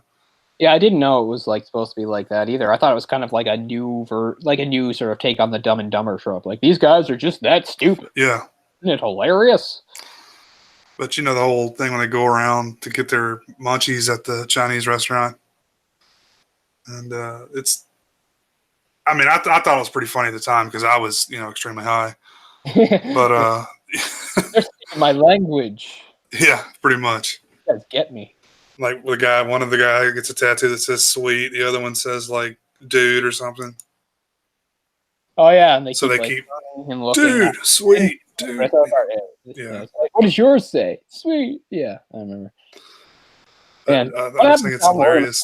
Career, like he was a pretty important actor not important, prevalent actor in the early to mid 2000s, and then like. He's done what? Was he even in Goon too? I don't even know. Yeah, he was. So that's like the last thing. Movies he's done like the last 10 years. Goon and Goon 2, I know.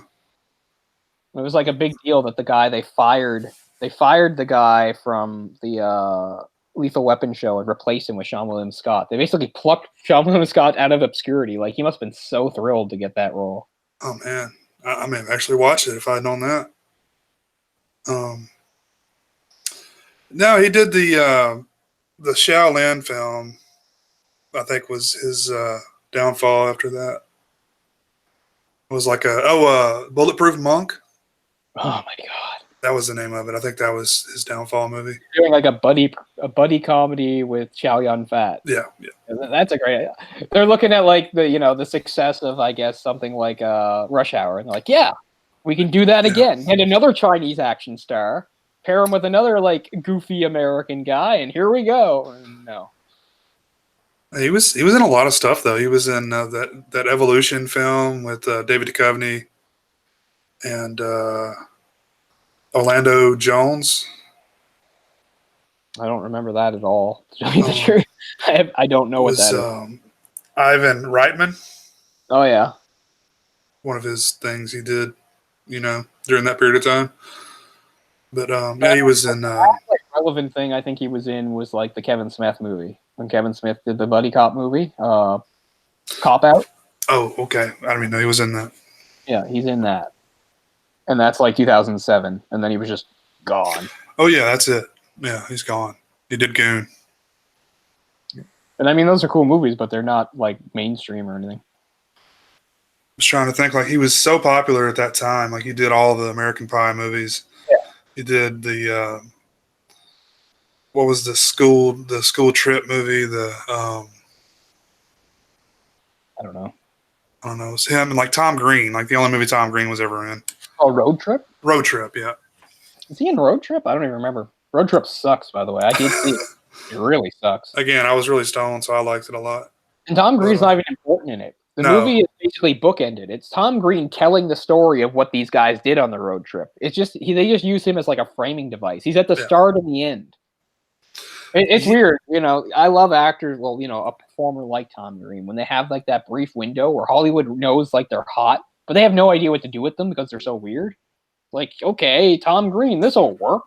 Like, he only does like one Tom Greenish thing in the movie where I think he's trying to, like, one of the guys has like a snake and he says like, you can take care of my snake. You can feed him mice. And he's like all weird about it. He's like sticking his face right by. He's like, I'm going to feed the mouse too.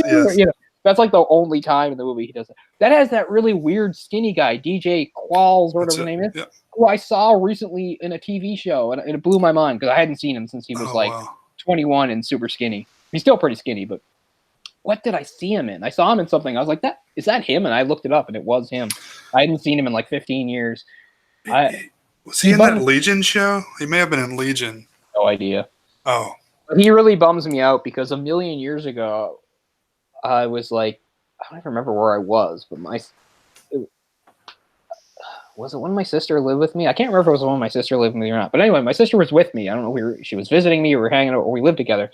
But we randomly rented a movie called Chasing Holden that starred him, and it's the most depressing bullshit you'll ever see.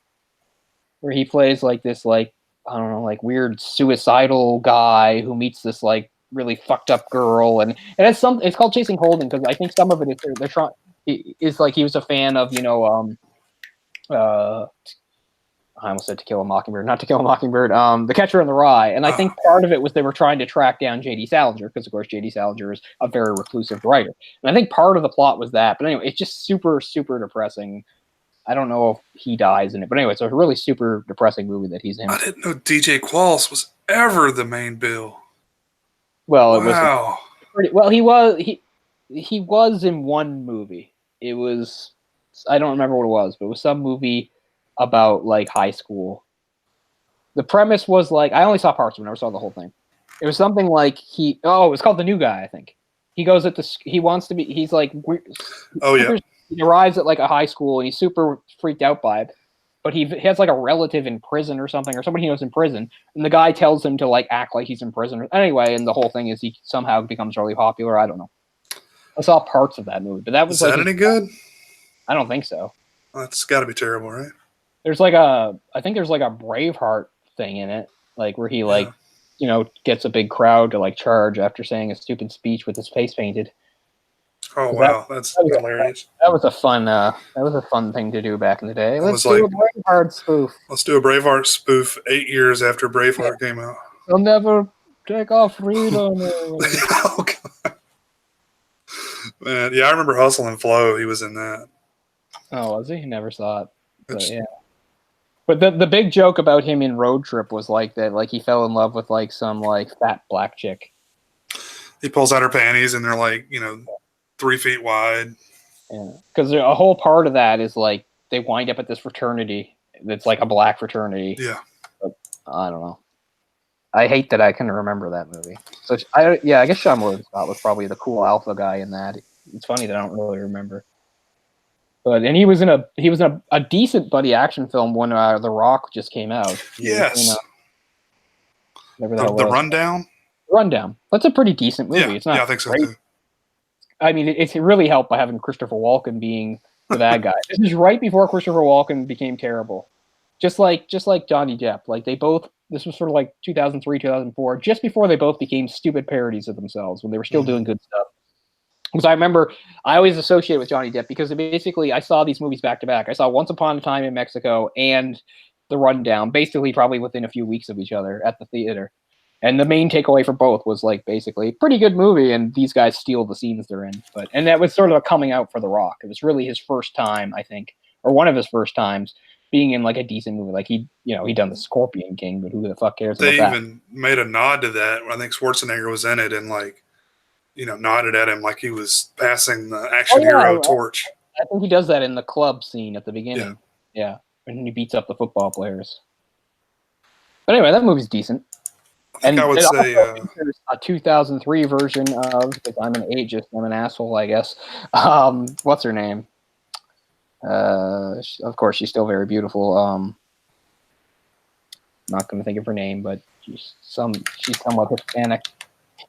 You know, she was in The Rundown. Yeah. Very well known actress, Rosario Dawson. So give it a watch for that. 2003 Rosario Dawson. Woo. You know, she was discovered for that film Kids. Oh yeah. Like she wasn't an actress at all. Most of the people in that I don't think were actors. But I just think it's odd that she's, you know, pretty big movie star now. I guess so. I mean, for somebody who wasn't an actress at all, she became like a big triple threat. She's in Rent, and she can sing very well. She's a good singer. Like who else in Kids did anything, you know, besides like die of a heroin overdose? True to life, that. It's just super real. Man, I hate that movie. Like, I like it, but I hate it. It's hard to explain. I mean, everybody in it is such a piece of shit, right? Like, they're all so hateable. But you get that that's the point. But, especially the main kid. Like, you hate him so much. God. And you have no idea why anybody's having sex with him. Why would anybody have sex with this guy? I get that they're, like, high as shit, but Casper or something was his name? Is that it? I don't know. I don't know. That movie, I mean, the whole point of the movie is to make you feel dirty and bad, but it did too good of a job on me. This is the film that put Harmony Korine on the map. Who's that? He's the writer of the film. It's directed by Larry Clark. Okay, yeah. Well, I mean, actually a pretty good director, but Harmony Korine went on to do Gummo and. I'd rather watch Gummo like 5 times in a row than watch Kids. Oh, really? God, Gummo does the same thing to me. Gummo is gross. It's just gross sort of in different ways, I guess. Gummo's. They did Bully, didn't they? He did Bully, yeah. Bully's the tamest of those. It's still, hard to watch. Yeah, I mean, not to keep derailing us, but Bully reminds me of another guy that was sort of big for a few years of that age group. You know, he was in Terminator 3. Yeah, he was also in, Sin City. Yeah, that was like the last thing I saw him in. Again, another guy that sort of was pretty big in the late 90s or really into mid 2000s and sort of disappeared. Yeah, I first saw him in that Mel Gibson movie, The Man with Half a Face or whatever it was called. I know it, but I haven't seen it. I have to look up his name now because it's driving me insane. Yeah, he was the guy that went like missing. Like he just like went off the grid. He apparently got real bad into drugs, but he just like was like missing for like a month. This is a few years ago. Oh, I didn't know that. That makes sense. Nick Stahl. Yeah. I remember like almost 10 years ago when I first started doing my comic book channel and I like barely anybody watched, like somebody told me that I looked like him. I was like, no, I don't. Yeah, that's not a slight. No, I mean, it's not like he's a bad looking guy. Yeah. I just thought it was an odd... He was in that. Did you ever see this is super 90s, man. The, what was it called? Disturbing Behavior? Yep. I like that movie. I do too. I really like that movie. How much it evokes the 90s. It's not like it's a good movie, really. Plus, it had that Flagpole Sitta song. Remember? It had a good soundtrack. Paranoia, everybody's coming to get me. That's a great song. I like that. I actually legitimately like that movie. Like Katie Holmes, I think is really attractive in it. Oh, absolutely. No, I like that movie. It was kind of like me, like I was in high school when that movie came out. Yeah, like, same here. So yeah, it was kind of like directly aimed at me. Yeah.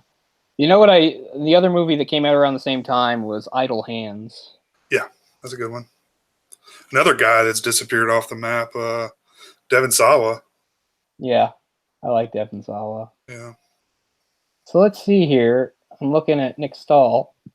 So the last thing I legitimately saw him in was Sin City, which is 2005. He's done things since then, but I haven't seen any of it. Like you said, between 2011 and 2014, he didn't do anything. So that must have been that period you mentioned. He's going to be in a 2019 movie called The Murder of Nicole Brown Simpson. Is he playing the husband of? He's playing Glenn Edward Rogers, who is a serial killer. I'm not really sure how he figures into this. Glenn Edward Rogers was a real-life serial killer.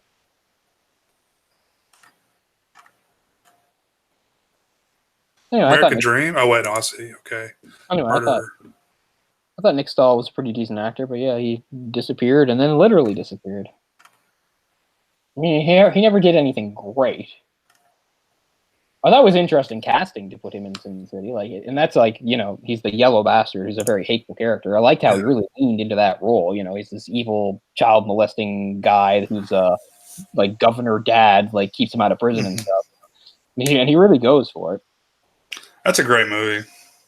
Yeah, it sucks that they waited so long to do the second one. The second one's meh, but I don't hate it, but yeah. But yeah, it's a truly great comic book adaptation. Yeah, it's a really interesting. Varied options in it. Yeah, I mean, stylistically, the comic is really different. Or a graphic novel, whatever you want to call it, but I really got into it. Like I saw the film, then I read the comic after. Yeah, I read a few of the comics. I own the edition, the DVD of it that comes with the little mini comic that has the Marv story in it. Oh, that's cool. I missed that. I was gonna say I own a few different movies that come with little mini comics.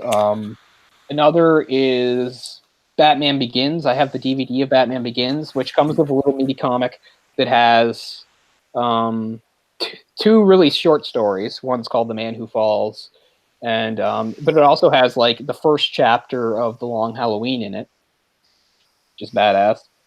And what else do I have? I mean, this is a little on the nose, but you can't get it now, but this is the Blu-ray. For the first Avengers movie, there was like a Walmart exclusive sort of like gift set version that was like big like this. That came with like a little graphic novel that was basically not a tie-in. It was kind of like just for that. It wasn't Marvel continuity. But there's at least 2 or 3 other things I have that I think that have little mini comics in them, but I can't think of what they are. But I think there's a couple more that I have, which is kind of cool because I haven't seen a movie, or at least not anywhere I've been around, where I've seen like sets that come out with comics anymore. They don't seem to do that anymore. Yeah, I know I have a few too. I'm trying to think of one. Did like 28 Days Later come with something like that? But what was great about the Sin City one was, like, when you watched, like, I mean, you could do this with anything, but I mean, since it came with the movie, it made it convenient, like, just to show how true to, like, how closely they follow the comic and, like, how they were basically using the comic as storyboards from the movie. You could hold up, like, panels from that, and it would be exactly the same. I remember showing, like, Ryan or somebody blew their mind. There's this part during Marv's thing where, remember when Marv goes after the cannibal Kevin, played by Elijah Wood, and he's locked in the base. He gets beaten up and he gets locked in the basement. Uh-huh. The part where he's like looking out the basement window through the bars, and Kevin is running to meet this car. And there's this great shot of Kevin sort of doing this loping run where he's like leading forward and his foot is coming back. And if you pause it, it's like the exact same thing as like from the wow. So good. Like they really paid attention. That's cool. Good old Frank Miller. There you go. Yeah, Frank Miller. He was. Speaking of Frank Miller, I just got the newest edition of. I mean, I've read it many times, but I never owned it. Is Ronin, his ninja one from the early '80s. Did they make a movie out of it? They still haven't. Isn't that weird? Okay. I mean, there's a little. Yeah. I was thinking that wasn't the De Niro movie called Ronin. No, that was just Ronin in name. Wasn't about a real Ronin. You know, there's a real Ronin, you know, the masterless samurai. Mm-hmm. But it's like cyberpunk. Like, came out in '83, so it's like, again, we really have Frank Miller. He's one of the main people we can thank for like bringing ninjas and anime and manga into like Western culture, because he's one of the first people that did it. Have you read it already? Oh yeah, I've read it a few years ago, but and there have been a few different editions released, and maybe the best one to get is deluxe. What's funny is the reason I got this one was, one, it was new, and 2, it's soft cover, so it was cheaper. And what's weird is, okay, I don't know if you know this, but about a year ago, DC started this thing called Black Label, where it would be stories out of continuity. It's kind of like the Marvel Max thing, right? Like, you know, you could have F words and nudity and stuff. Even if you don't know that, you know, like the first thing that came of it was called Batman Damned, and that was the comic that had the first ever shot of Batman's junk. God, yeah. Right? What's funny is I didn't buy that. Now I super regret it because I have part 2 and you can't get part 1 anymore. But anyway, And when I was looking up the Black Label to see what else was coming on it, they said that Ronin was going to get a new release under the Black Label. I was like, well, that's cool. And I bought it, and it doesn't say Black Label anywhere on it. So it was a lie. But anyway, I'm still glad to have it. It has an introduction and some stuff on it. But it was a cheaper version. I may or may not have done a Google image search for Batman's junk. I think I followed the link off somebody from Twitter. I have seen it. Yeah, I've seen it too. They do a pretty respectful job. Yeah, like, it's not as gratuitous as what you'd expect. Yeah, they're like, we can't like go porn star on this. It'd be ridiculous. But we have to give him a certain amount of girth so he's respected. They found just the right balance. Well, he may be a grower, not a shower. Exactly. I actually found a list on some whatever thread this is of DVDs that came with mini comics. Oh, cool. Trying to see.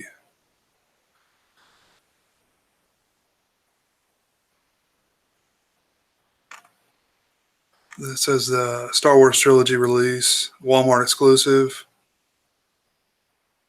I think the Avengers is the only Walmart exclusive I've ever had before. It's cool though.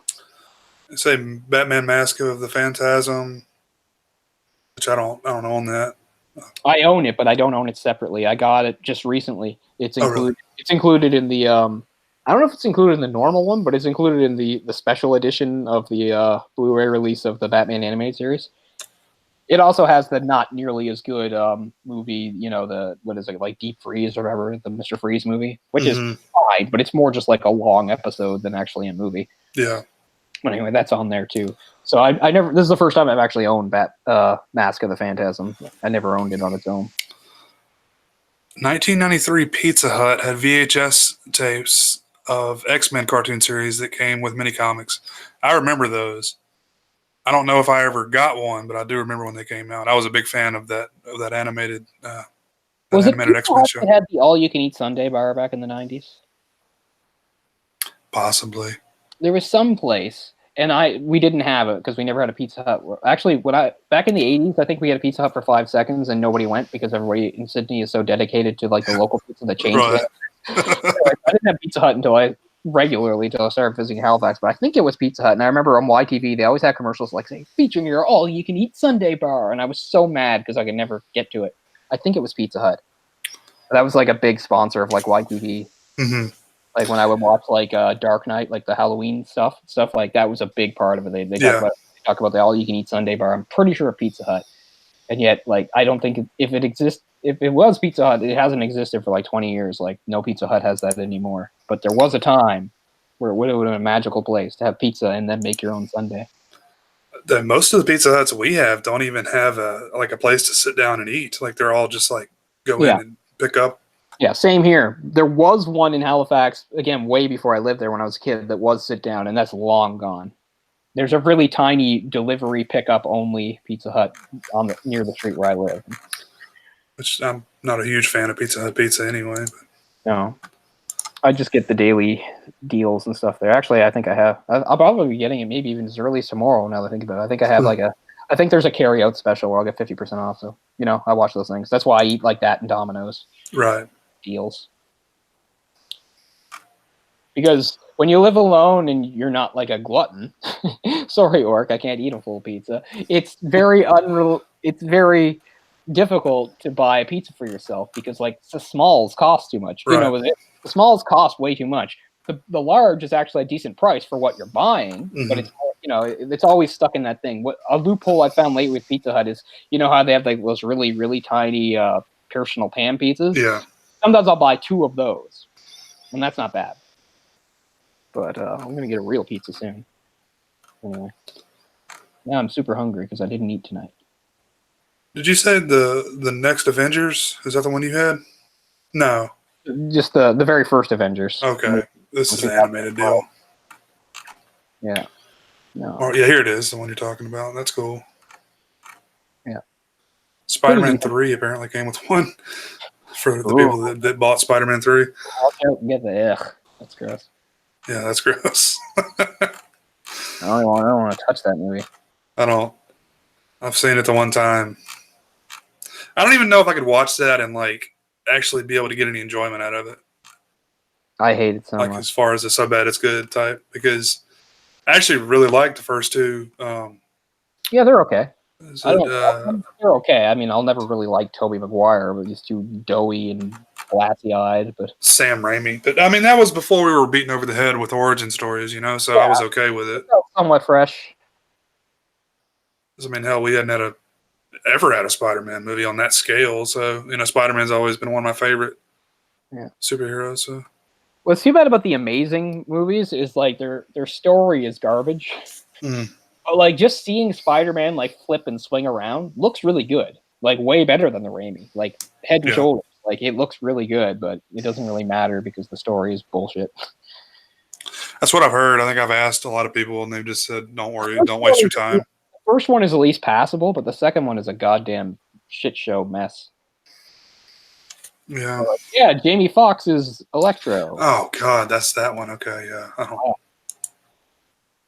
The first one is not that bad, really. I would say it's as good as the first Spider-Man with Tobey Maguire.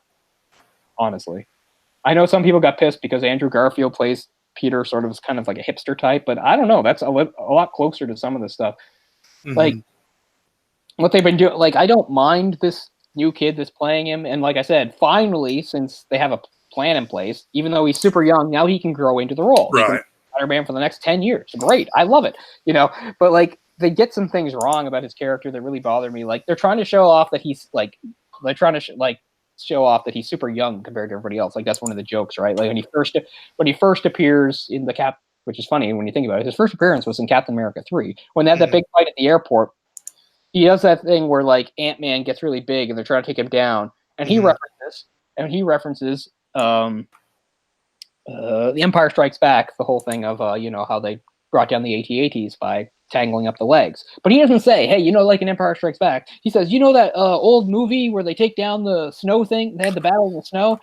And I'm thinking, and then like War Machine says, I'm like, how old is this guy, Tony? Like, that's the joke, right? But I'm thinking, it doesn't matter how young he is. He would still know what Star Wars is. He wouldn't be like that old movie with the snow. He'd be like Empire Strikes Back. Like Peter Parker, it doesn't matter how young he is. He's tuned in the same way we were. Yeah. So that stuff like that bothered me. But anyway. Yeah. A lot of things about that movie bothered me, but I liked it as a whole, I guess. Sure. I'm looking forward to see what they do with that character. I hope they go a little darker.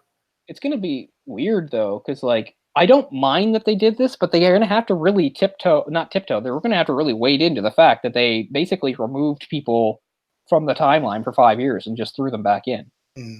Like, how many of Peter's classmates also disappeared? Probably not all of them. Maybe MJ's like 24 now. Like they have absolutely a time jump, like, which is really weird for the world. Like, just these people come back at the age they were, but 5 years have passed. So like you're like 13, your 13-year-old friend is now 18. And it's all messed up. Right. They're gonna have to talk about that and the fact that Peter was one of them. Yeah. If they don't, it's messed up. Did you say they were comparing Brie Larson's butt to Tom Holland's butt on set? Like Brie Larson has like no ass; it's almost like a concave ass. Oh, and Tom Holland's like got a nice firm buttocks. Good for you. It's pretty funny. Spider-Man does have a firm butt.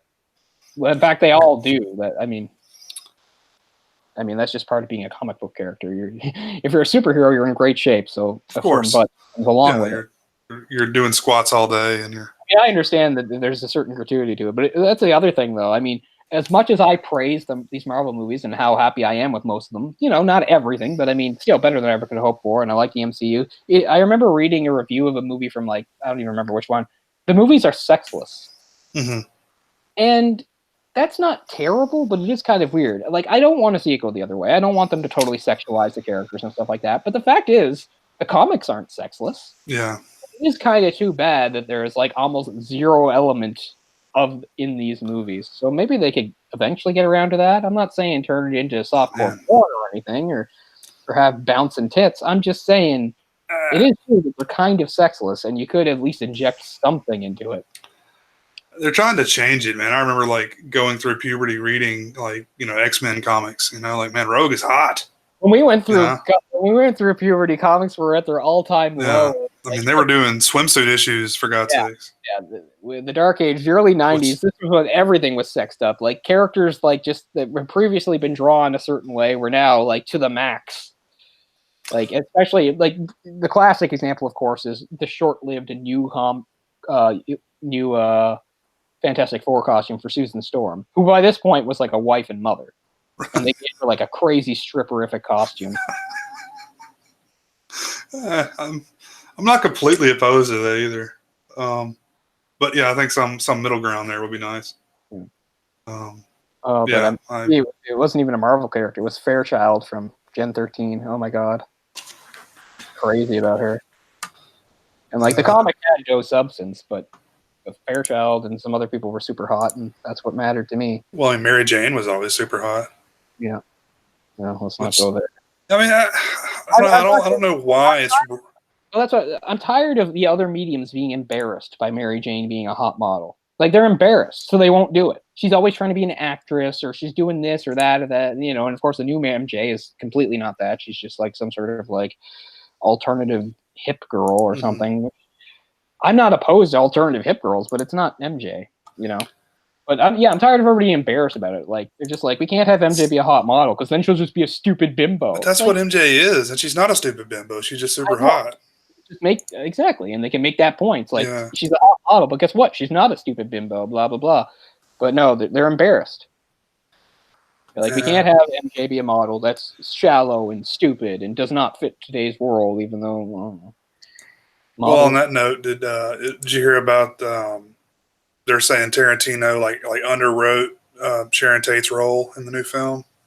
They're always saying something, man. And it's like, you know, they're like, you got a great actress like Margot Robbie to play the role. You know, why is her character so underwritten? But it's like, it's about everybody though. But wasn't Sharon Tate kind of a like flaky type person? I mean, you know, I don't know. Isn't she somewhat of a minor character in the movie anyway? Like, isn't that the point? Yeah, exactly. She's very minor. The movie, I know the movie has real life people, but doesn't the movie focus on like mostly the fictional characters they made up for the movie? Like I thought the real life people were just sort of there to like set the time frame and stuff. I mean, it's not about a real stuntman and actor. They made him up. Right. The main character is DiCaprio, and his stuntman is Brad Pitt. He's not a real guy. So it's not like it's not like the focus is all on real characters. They're just there. Because I mean, Bruce Lee's in there too. Was he underwritten? Did you not get enough soliloquies? So everybody's always complaining about something. I mean, there's plenty of criticism you can level at Tarantino that I agree with. Yeah. Not that. Yeah, totally. That's just nitpicking because that's the age we live in, which swings us back around to some other stuff. Yeah. I just thought that was kind of... But, I mean, you're talking about a guy who, you know, wrote Jackie Brown, you know, before its time, you know? Yeah. Like, I mean, a strong female black actress, you know? Like, I don't know. It's, you know, say what you want. I don't know. It's like how everybody's turned on Joss Whedon. You know? Mm-hmm. Because I guess they thought it was disingenuous that he'd done strong female characters so long. Because it was like, he doesn't believe in it in real life. I was like, that doesn't mean that. I don't know. And I'm not a Joss Whedon apologist or even really much of a fan. Like, I don't know Joss Whedon. His work in comics is very mediocre to me, and what he's done on TV is irrelevant to me. But he did a pretty good job doing like the first Avengers movie, so I like him for that. Yeah, I like the first Avengers. I mean, that's really what convinced me that this was going to work, was that movie. Because speaking of like giving people like parts and stuff, that's what I think is the success of that movie, is that everybody was important. Like they did a great job of making all the Avengers important. And not like making, you know, some people more important and shunting the other side. And they did some clever things there to make it. Like Hawkeye. Hawkeye is not really that important overall compared to the others. So to make him more relevant, he's one of the people that Loki takes over. So later he has sort of like that angle. You know, he's like really mad that Loki had like controlled him and stuff. So they did some things to like make things relevant. So Joss Whedon got fired and now he's back. No, wait, that's James Gunn. Joss Whedon got fired off of stuff too, didn't he? And then was rehired, or? I think so. Some of these guys just play musical chairs so much I can't tell. It's like, oh, he was doing Avengers, now he's doing Justice League. You know, I don't know. That's what it was. Yeah, he switched over to do DC stuff, didn't he? Yeah, he's doing Star Wars. No, he's doing Star Trek. You know, a lot of these guys are like, who's that guy? You know, the big epic guy. I forget his name. He did like the first Star Trek, the first new Star Trek. J.J. Abrams. Yeah, J.J. Abrams. Like guys like Joss Whedon, J.J. Abrams, a couple other guys. They all just do musical chairs so much that I can't even tell. Like I know who they are apart from each other, but I can't keep track of who's doing what. Yeah, because they're all just sort of like taking over for each other. Could almost throw Zack Snyder in that. I love everybody's like all about James Gunn now because he's doing this movie Brightburn. Like, who gives a shit about Brightburn? Oh, he's the one doing Brightburn? Yeah. It seems funny to me that I can't say all these people, but it seems like a lot of these people that have come in the last few years and saying they're suffering from like comic book fatigue and they're sick of superhero movies are all really excited about Brightburn because they think it's going to be different. No, it's not. What did he write? Did he write it? Yeah, I think so. Okay. See, screenplay by Brian Gunn and Mark Gunn. Oh, so his cousins wrote it? His brothers wrote it? I don't know. It's the guy that did Hereditary or something, right? Isn't it? The director of Hereditary. Oh, I thought James Gunn was the guy that wrote and directed Brightburn. I got that wrong? Hold on.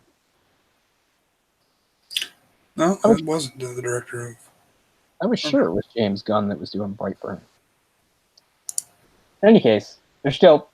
I guess regardless of who did Brightburn, I still don't understand why so many people that say they're burnt out on superhero movies are excited about Brightburn. Because I'm like, that's another superhero movie. I didn't even realize it was. Okay. I was actually kind of excited to see that. It's a different angle. Oh, shit. It's got Elizabeth Banks in it. Damn it. Yeah, that's funny. I didn't know that till I read it. And I've seen a bunch of like previews for it.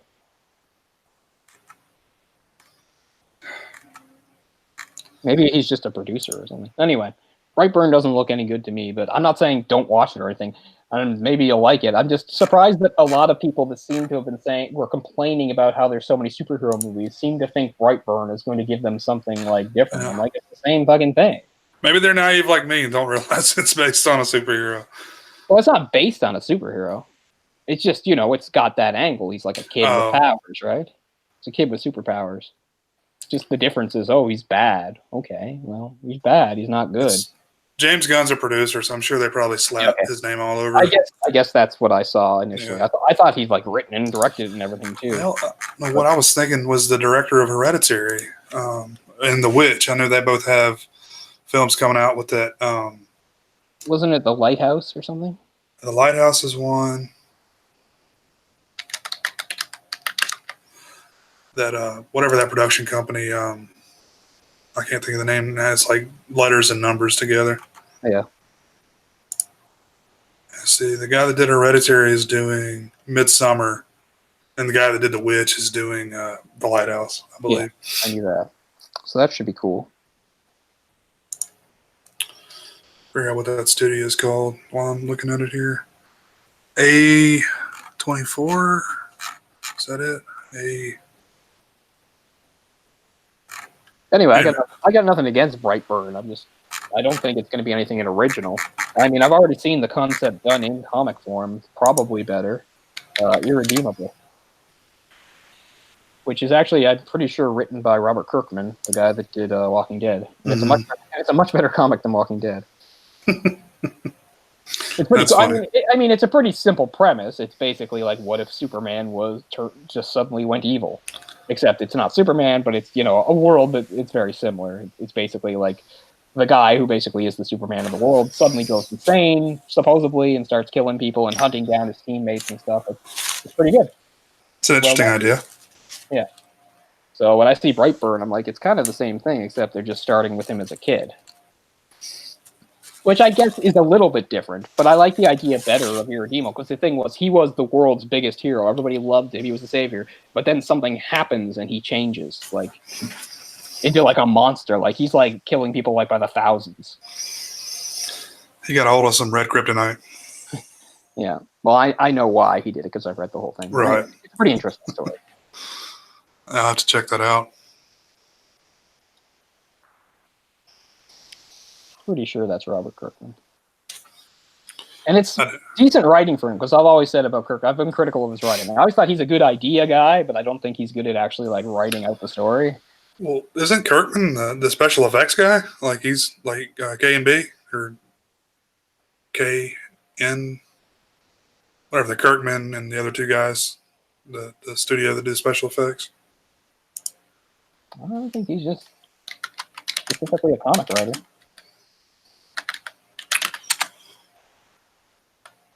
I'm getting him confused with someone else. He's one of the guys from Image. Okay. He's the writer of The Walking Dead, okay. Yeah. Who the hell am I thinking of? I do not know.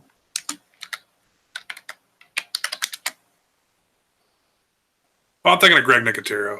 I don't know why I got those two confused.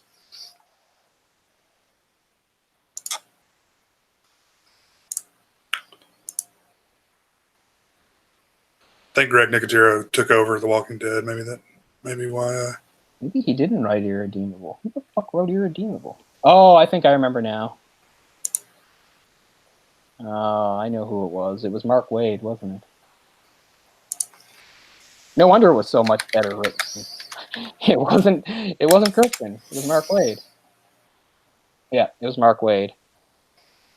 I remember like about a year ago there was all that like. Remember I was talking about that like weird like subculture of assholes in comics that were like worried about like diversity and stuff. Right. A whole bunch of them really hate Mark Waid for some reason, and were trying to like smear him and say that he was a terrible person. He was basically a sociopath and stuff, which I don't believe for a second. Why? Why him? Well, basically there was this guy who was one of those assholes who was part of like that sort of that weird like group that hated like all this, how comics were going with diversity and stuff like that. And something like they said like Mark Waid had like told some publisher not to hire him or something like that. I don't know.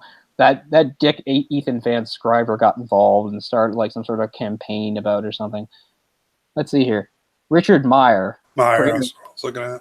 Creator of the YouTube channel Diversity in Comics, filed a civil lawsuit against Waid claiming defamation and something interference. Yeah, basically saying that like they made him blacklisted or something like that. And anyway, Ethan Van Sciver started bitching about it. He's a really annoying guy. He's actually done some high profile work in the past, but now he's basically, cut himself off from that kind of work by being an outspoken bigot asshole.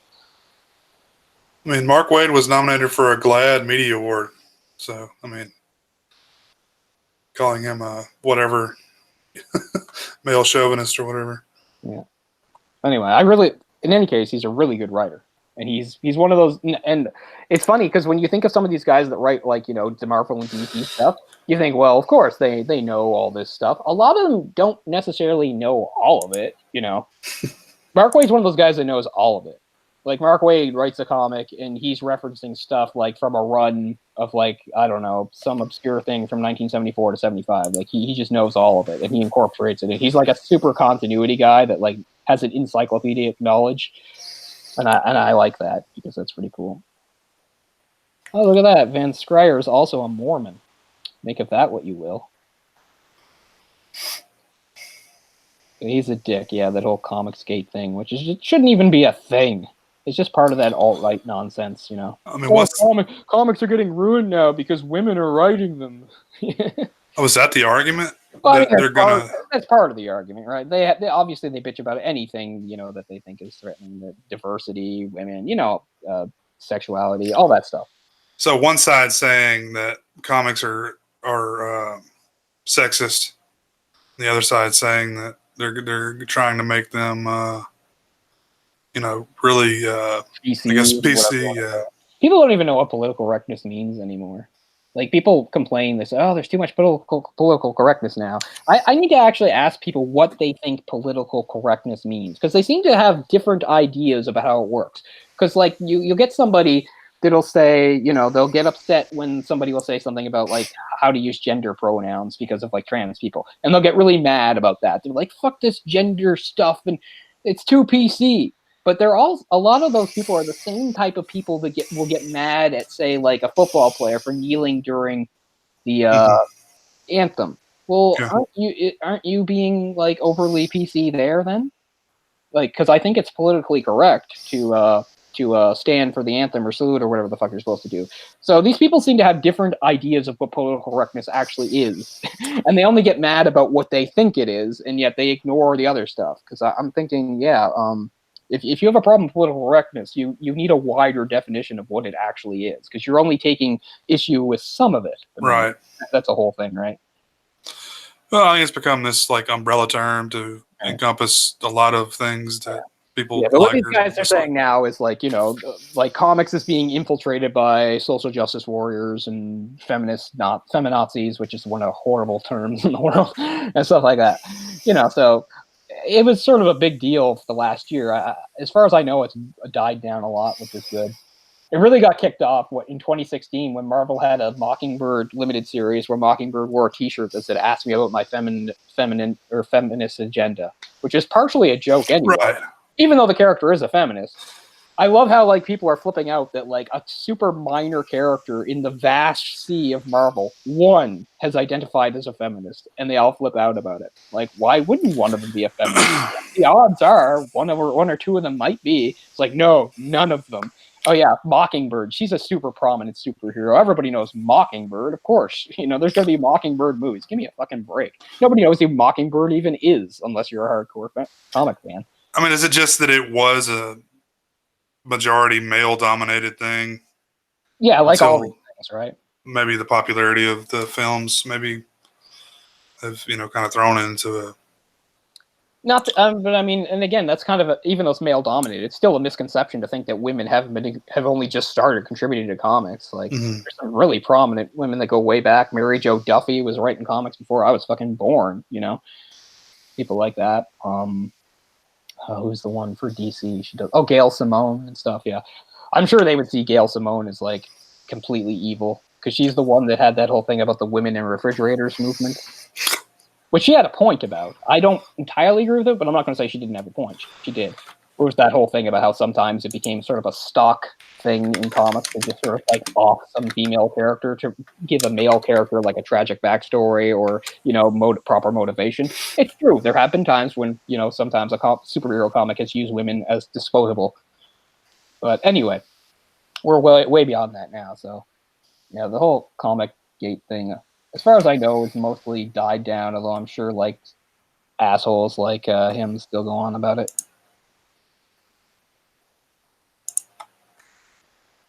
But still, Meyer's been bitching about various things, about how he's being blacklisted here or there, saying something about some store in Edmonton bullying and intimidating customers. I don't know. Funny. I mean, this sort of stuff has existed a long time, but it was usually buried, like stuff like Dave Sim. I don't have time to talk about Dave Sim, but Dave Sim, I've never, and honest, I'm being honest. Even if you take aside the fact that he's a horrible person, I still never liked his comics. Cerebus is ridiculous garbage to me. But anyway, so this is the '80s Cerebus at its apex, and yeah, he's a total sexist moron. Canadian too, Dave Sim. This is, you're dealing with somebody who thinks a little differently when they use a term like homosexualist.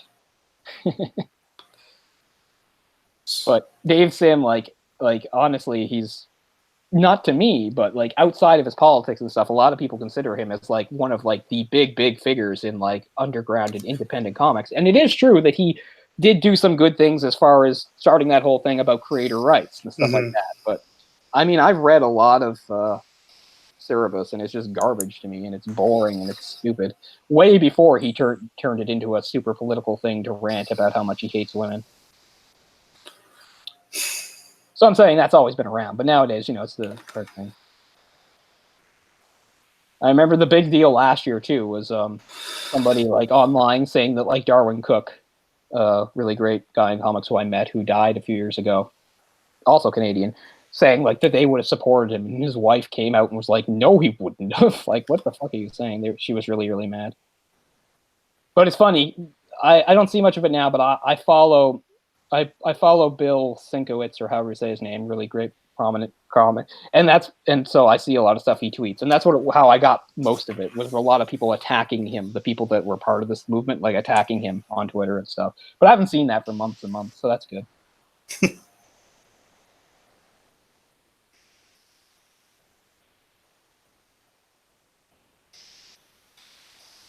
Taylor.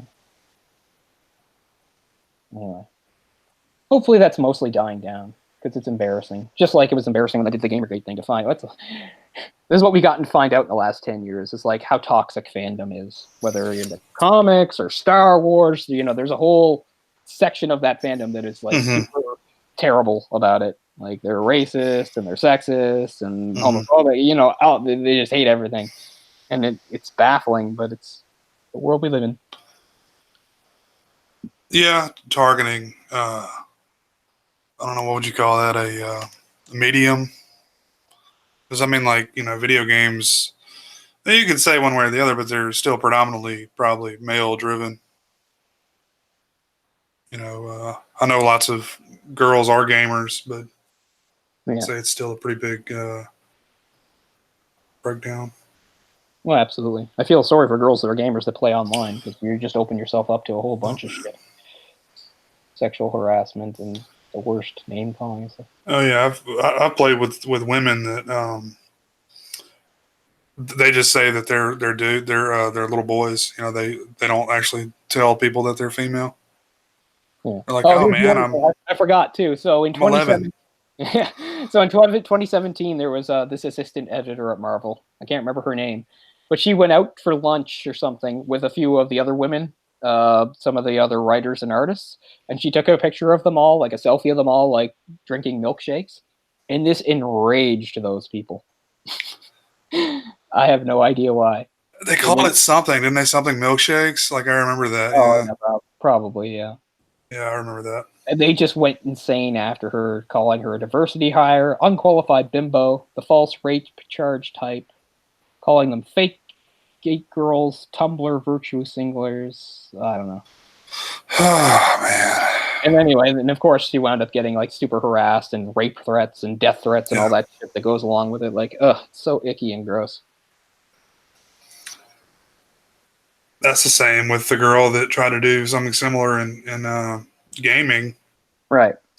Whenever someone comes out and tries to, make a statement, or I think she was doing a video series on how video games were, whatever the terminology she was using, and just got bombarded by hate mail. And sadly, that's almost to be expected. But I mean, what's funny is like some of this stuff. Like I said, it's a picture of some of the employees out together having milkshakes, but the fact that they're all women in the same picture is somehow enough to trigger these people.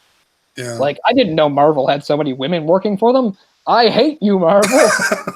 What have you done? Like, I don't know. I mean, if you like the finished product, why does it matter? Yeah. Well, and that's the other thing. So then you get like these same people convincing themselves that like now, like the big ones like Marvel and DC produce shit now. Like I've seen it. Like they're just finding reasons to hate all this stuff because it fits with their agenda. Like all garbage now. Like, yeah, like Marvel and DC have completely lost their way because of they're crazy. Even though it was kind of always their way.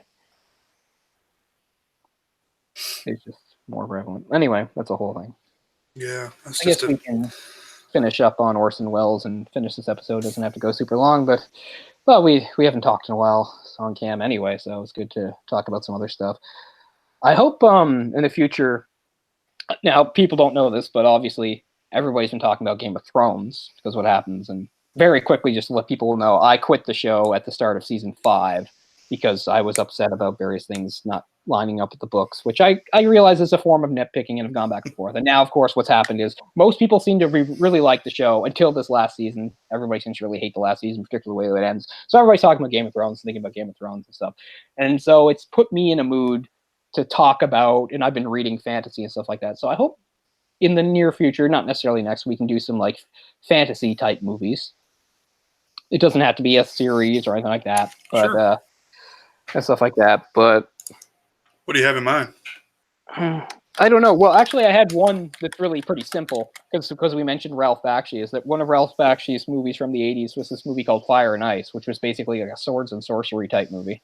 Mm-hmm. So that wouldn't be a bad one. It'd be pretty simple. You know, it's a pretty simple movie to do and stuff. So something like that.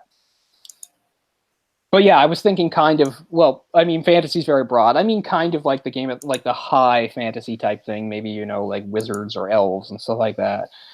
But maybe some of the lesser known stuff. I don't know. Again, this is not a hard thing or a series. Just maybe some things to touch on the next while because I've just sort of been in that mode. Because the other thing was like, yeah. So everybody knows that the the Fire series, Song of Ice and Fire, has forever been waiting for the last two books. And we were talking about how like we don't even always get those done. Like, so I've been jonesing for something sort of to fill the void. So I've been going back and reading some different stuff. So what I've done lately is I've gotten. Tad Williams was a very well-known fantasy writer. I just never read his stuff, although I was always aware of him. And he's done various series, but his most famous was this trilogy called Memory, Sorrow, and Thorn. And I was reading about Song of Ice and Fire and Game of Thrones and stuff, and I found out that like George R.R. Martin. That series was one of the main inspirations for him wanting to do fantasy. So I thought, I've always been aware of it. So reading the first book, which is called The Dragonbone Chair. Now, this is a fairly recent edition, but I think this is the original cover. I think this is the exact same cover from this would have been, I think, 1988 or something like that. It's a pretty big book. It's over 700 pages. And I'm getting into it. Seems pretty cool. So the third book is so long, it's broken into two books. Anyway, so I'm just trying that because the truth is, I was one of those people that, besides Lord of the Rings, I kind of, I think I've talked about it before. I'm a big fan of the Dungeons and Dragons campaign setting, even though I don't play Dungeons and Dragons, Forgotten Realms.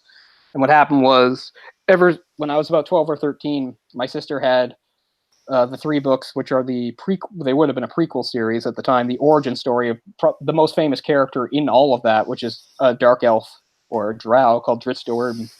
And this is not the book. I mean, this is not the copy. This is the nice, beautiful cover where finally Drizzt looked the way I pictured him. Because trust me, back in the 80s, he did not look like that. He looked like shit.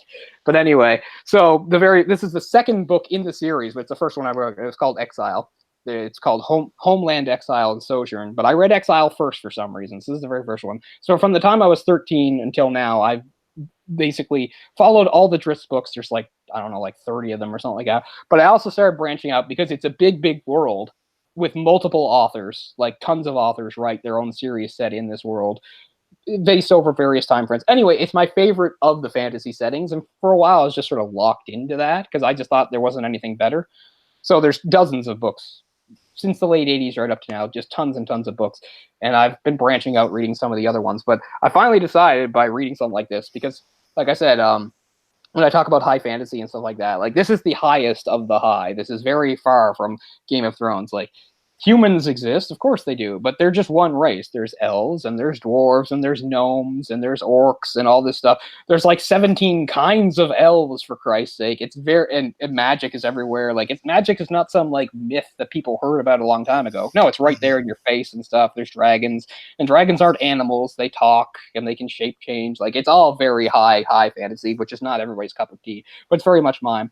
But anyway, my point is, I like it so much that I've been locked into it for like 20 years that I was like, maybe it's time to like read some of that stuff that's outside of it. So when I was reading the stuff about Martin's influences, I thought, hey, here's an opportunity. So I'm reading this. So that's pretty cool.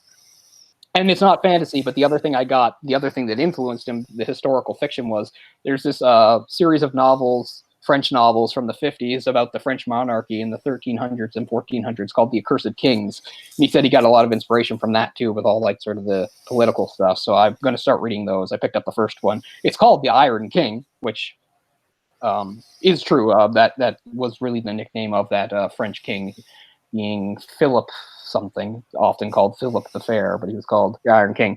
The idea was one of the big things that Philip did in his lifetime was I'm sure you've heard of the Knights Templars. He ended the Knights Templar. He disbanded it because he was worried about how much power they were gaining and stuff. And the very last, like, Grand Inquisitor or whatever the hell he's called, the guy that leads it, he burned him at the stake. But before he died, he yelled out and cursed him and said that the French monarchy would be cursed for the next 13 generations because of what they did. And history proves that it was almost sort of true, because the next like bunch of kings, including all 3 of Philip's sons, had terrible reigns and terrible things happened. So it's all pretty interesting. I've just been reading background on it. So I'm looking forward to the novels, which are, again, fiction, but they do generally follow what actually happened historically. So that's pretty cool. So this is the kind of stuff I've been into lately. So maybe we can find a different outlet for that with movies too, but not entirely. We don't have to lock ourselves into anything. We'll do, different things here and there. But I feel bad because this long pause we've had is mostly my fault. I kind of exiled myself from a few things, and I don't know. It's time to pull ourselves out of that and go forward and have a good summer, good productive summer. We can get some episodes going for ourselves and you guys.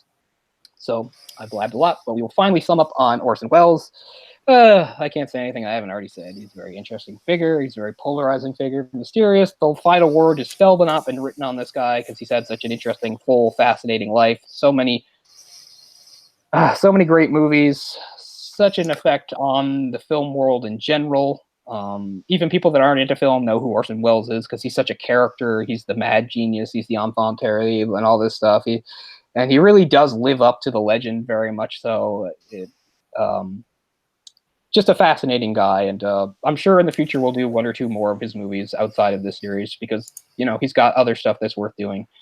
As far as The Other Side of the Wind goes, it makes me a little sad because, he died without it being completed, and the movie that has finally emerged is somewhat of a mess in some ways, but it's still really interesting. Like I said, I would totally recommend seeing the They'll Love Me When I'm Dead, because it comes out, it's a sort of nice companion piece to it. I think, Jay, you'll like it more than the actual movie.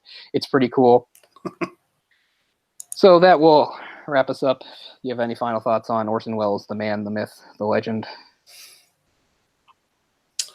No, I'm glad I watched. I don't think I'd seen any of these films before we set this up, so I'm glad I saw them all. Yeah, Touch of Evil is definitely one of the great noirs, for sure, and it's a really good performance. The Third Man is a really cool sort of intrigue thriller type movie, and it's just my favorite acting performance by him. I really like Harry Lime. I really like that. It's just the whole stuff in the sewers just is visually so great. Yeah, I always think that's one of, easily to me. I mean, I haven't seen a bunch of movies from the 40s, but that'd be my favorite movie from the 40s. Is like The Third Man. I'm probably forgetting some. I mean, obviously, there's some really good ones like It's a Wonderful Life and stuff like that, but still, it really stands out as one of the greatest movies of that era. And I had never seen Citizen Kane, for God's sake. So yeah, and I hadn't seen it in a long time, and I don't think I fully appreciated it when I first saw it. But seeing it now, you can really appreciate like why it was such a landmark film and why it, to this day, is often mentioned as, if not the greatest film of all time, it's always on the short list of greatest films of all time. You can really see how effective it was at telling a great story, and I think it's a perfect film. It's how influential it would be through the decades. Like, I've given 10 out of 10 stars to like maybe 2 or 3 things before Citizen Kane, but it's a 10 out of 10 for me. Yeah, it's pretty flawless. It's just so iconic and memorable. Yeah. It's one of, like, to this day, there's been thousands and thousands of films since then. It's still one of the most effective movies, I think, for, like, really getting across sort of, like, what a character was about and really sort of feeling something for him.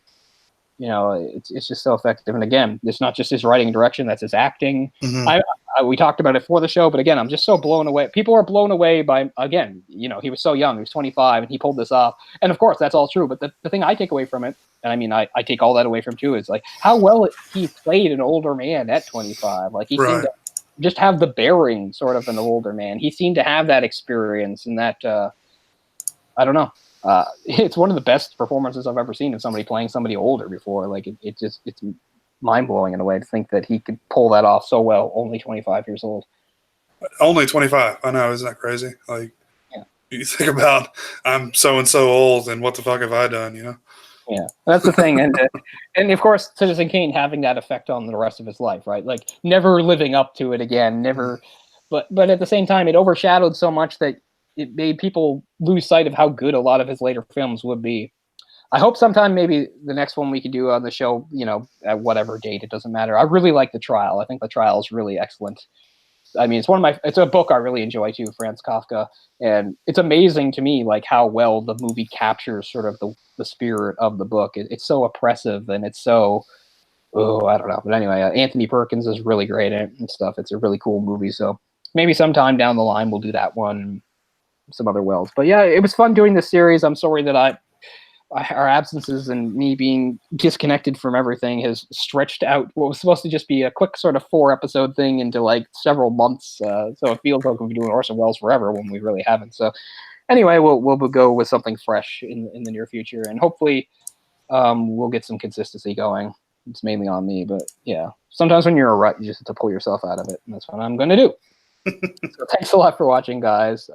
Yeah, so hope you enjoyed, and you can discuss Wells a little more if you want, and tell us the stuff you've seen and what your impressions on for him were of him. The main thing for me was like I always had like the vague idea of Wells, but being able to like delve into these movies helped me appreciate like a lot more about him. And probably the thing that I didn't know the most that I learned is like his versatility. I'd have to say, like how adept he was at really doing very different styles and very different subject matter. Give him a lot of credit for that. So it was fun. So I'm glad we got to do it. So thanks so much and for your patience, and if you're watching now, we appreciate it because I know we kind of came out of nowhere after disappearing for a while, but yeah, we'll be more consistent going forward, hopefully. So thanks so much. Absolutely. And thanks, guys. All right. Thanks a lot. Peace out.